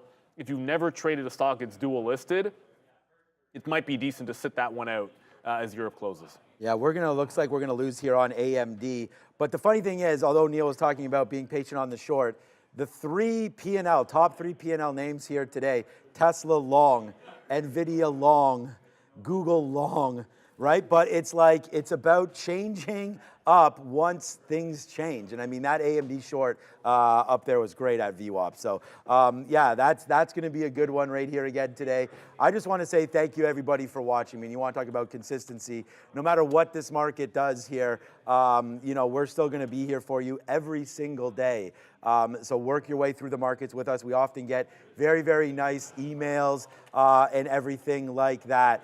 So thank you for all of that again and again and again. So yeah, look, it's just another one of those days. We're happy with the performance here today. And we're just going to look over. People saying that there is maybe like a global threat alert again. I mean, that's just sort of par for the course right now. I expect all of that to come through. I mean, now with social media and just the information exchange and things like that, it's so easy for everybody to see pictures and understand what's happening, that is unfortunately part of today's world, and we're just gonna have to sort of live through that and hope that we can trade responsibly around it. So that's, again, you know, like I never had a mentor or anything like that. I didn't read any books, I didn't do anything. I am learning from trading and being here, sitting in front of a screen every single day for you guys. That's what's good. I'm not gonna sit here and say, you know, that I learned something from the market every single day, but you have to adjust and you have to be there and learn your own style of trading. Like we said, man, we've really hit on something over the last little while that has really, really worked out for us. We just mentioned that having 2 losses last month, and now again, right back in here again today. It's gonna be another one of those big days over here. So let's just keep on supporting each other. And the big thing that I got from all of this was, and this is a big shout out to Sharif, because the other day, I'm giving Sharif a big shout out because he was talking about, he said good vibes Katina. And I think that's what it's all about, okay? It's about feeling good about it and going on like that, okay? So we won't do the leaderboard thing anymore, but I'm gonna tell you that feeling better about trading has really, really made a big difference for myself. And I just think that the more, you know, you're worried about whatever other people are doing, that's not what's important. At the end of the day, you have to look at your P&L. I'm filing my taxes that are right here. I know how much money I made last year and the year before that. That's all that matters. You guys can sit here, trade your own P&Ls. This is why I don't put out, this is my number today. It's not fair to everybody else. It's not fair to myself. I don't have to be compared to anybody. It's not fair that way. So this is what we're doing. We're having good times. We're showing you the trades. You can ask Neil and I whatever you want, okay? And we'll answer it as we feel appropriate. So do that in the chat. Unless it's political. You can ask me something political if you want. Put it in the chat. I'll see. I'll answer it. Well, I mean, it's just one of the things. Like oh, for the love. What's my credit card details? Maxed. Ramin. This is my credit card details. Ramin just said. Maxed and paid off every month. No, Ramin just said, give us your credit card number. No, she said, what's your credit card details? I know, but that's what she meant. Yeah. She meant that and then the code. But obviously, no. The only. I mean, I can have 2 Ys. The only thing I would say is, like, I don't believe, like, I would never say this is who I voted for. Like, I just kind of like that. Oh no, I don't mean that. I mean, if the people want to talk about how it's reflected in the market. No, I will. Yeah. Thank 100%. you so much for everybody. Like, what does this mean for, like, MSOS is going today? There was just another thing on the wire about that. Like, we'll talk opinions like that. We'll talk about opinions on stocks, whatever you want. Like, why is UNH giving up all of the gains? Because the market hates us. Today. Anyways, I own the UNH shares. It doesn't really matter. But at the end of the day, at the end of the morning, it is 11 o'clock. So let's look at AMD, by the way. The market's trying to bounce in here off of those lows, so there was no news for it. That's why I took out AMD. But let's head it on over to Learn to Trade with Adara and the professor. Oh. Ooh.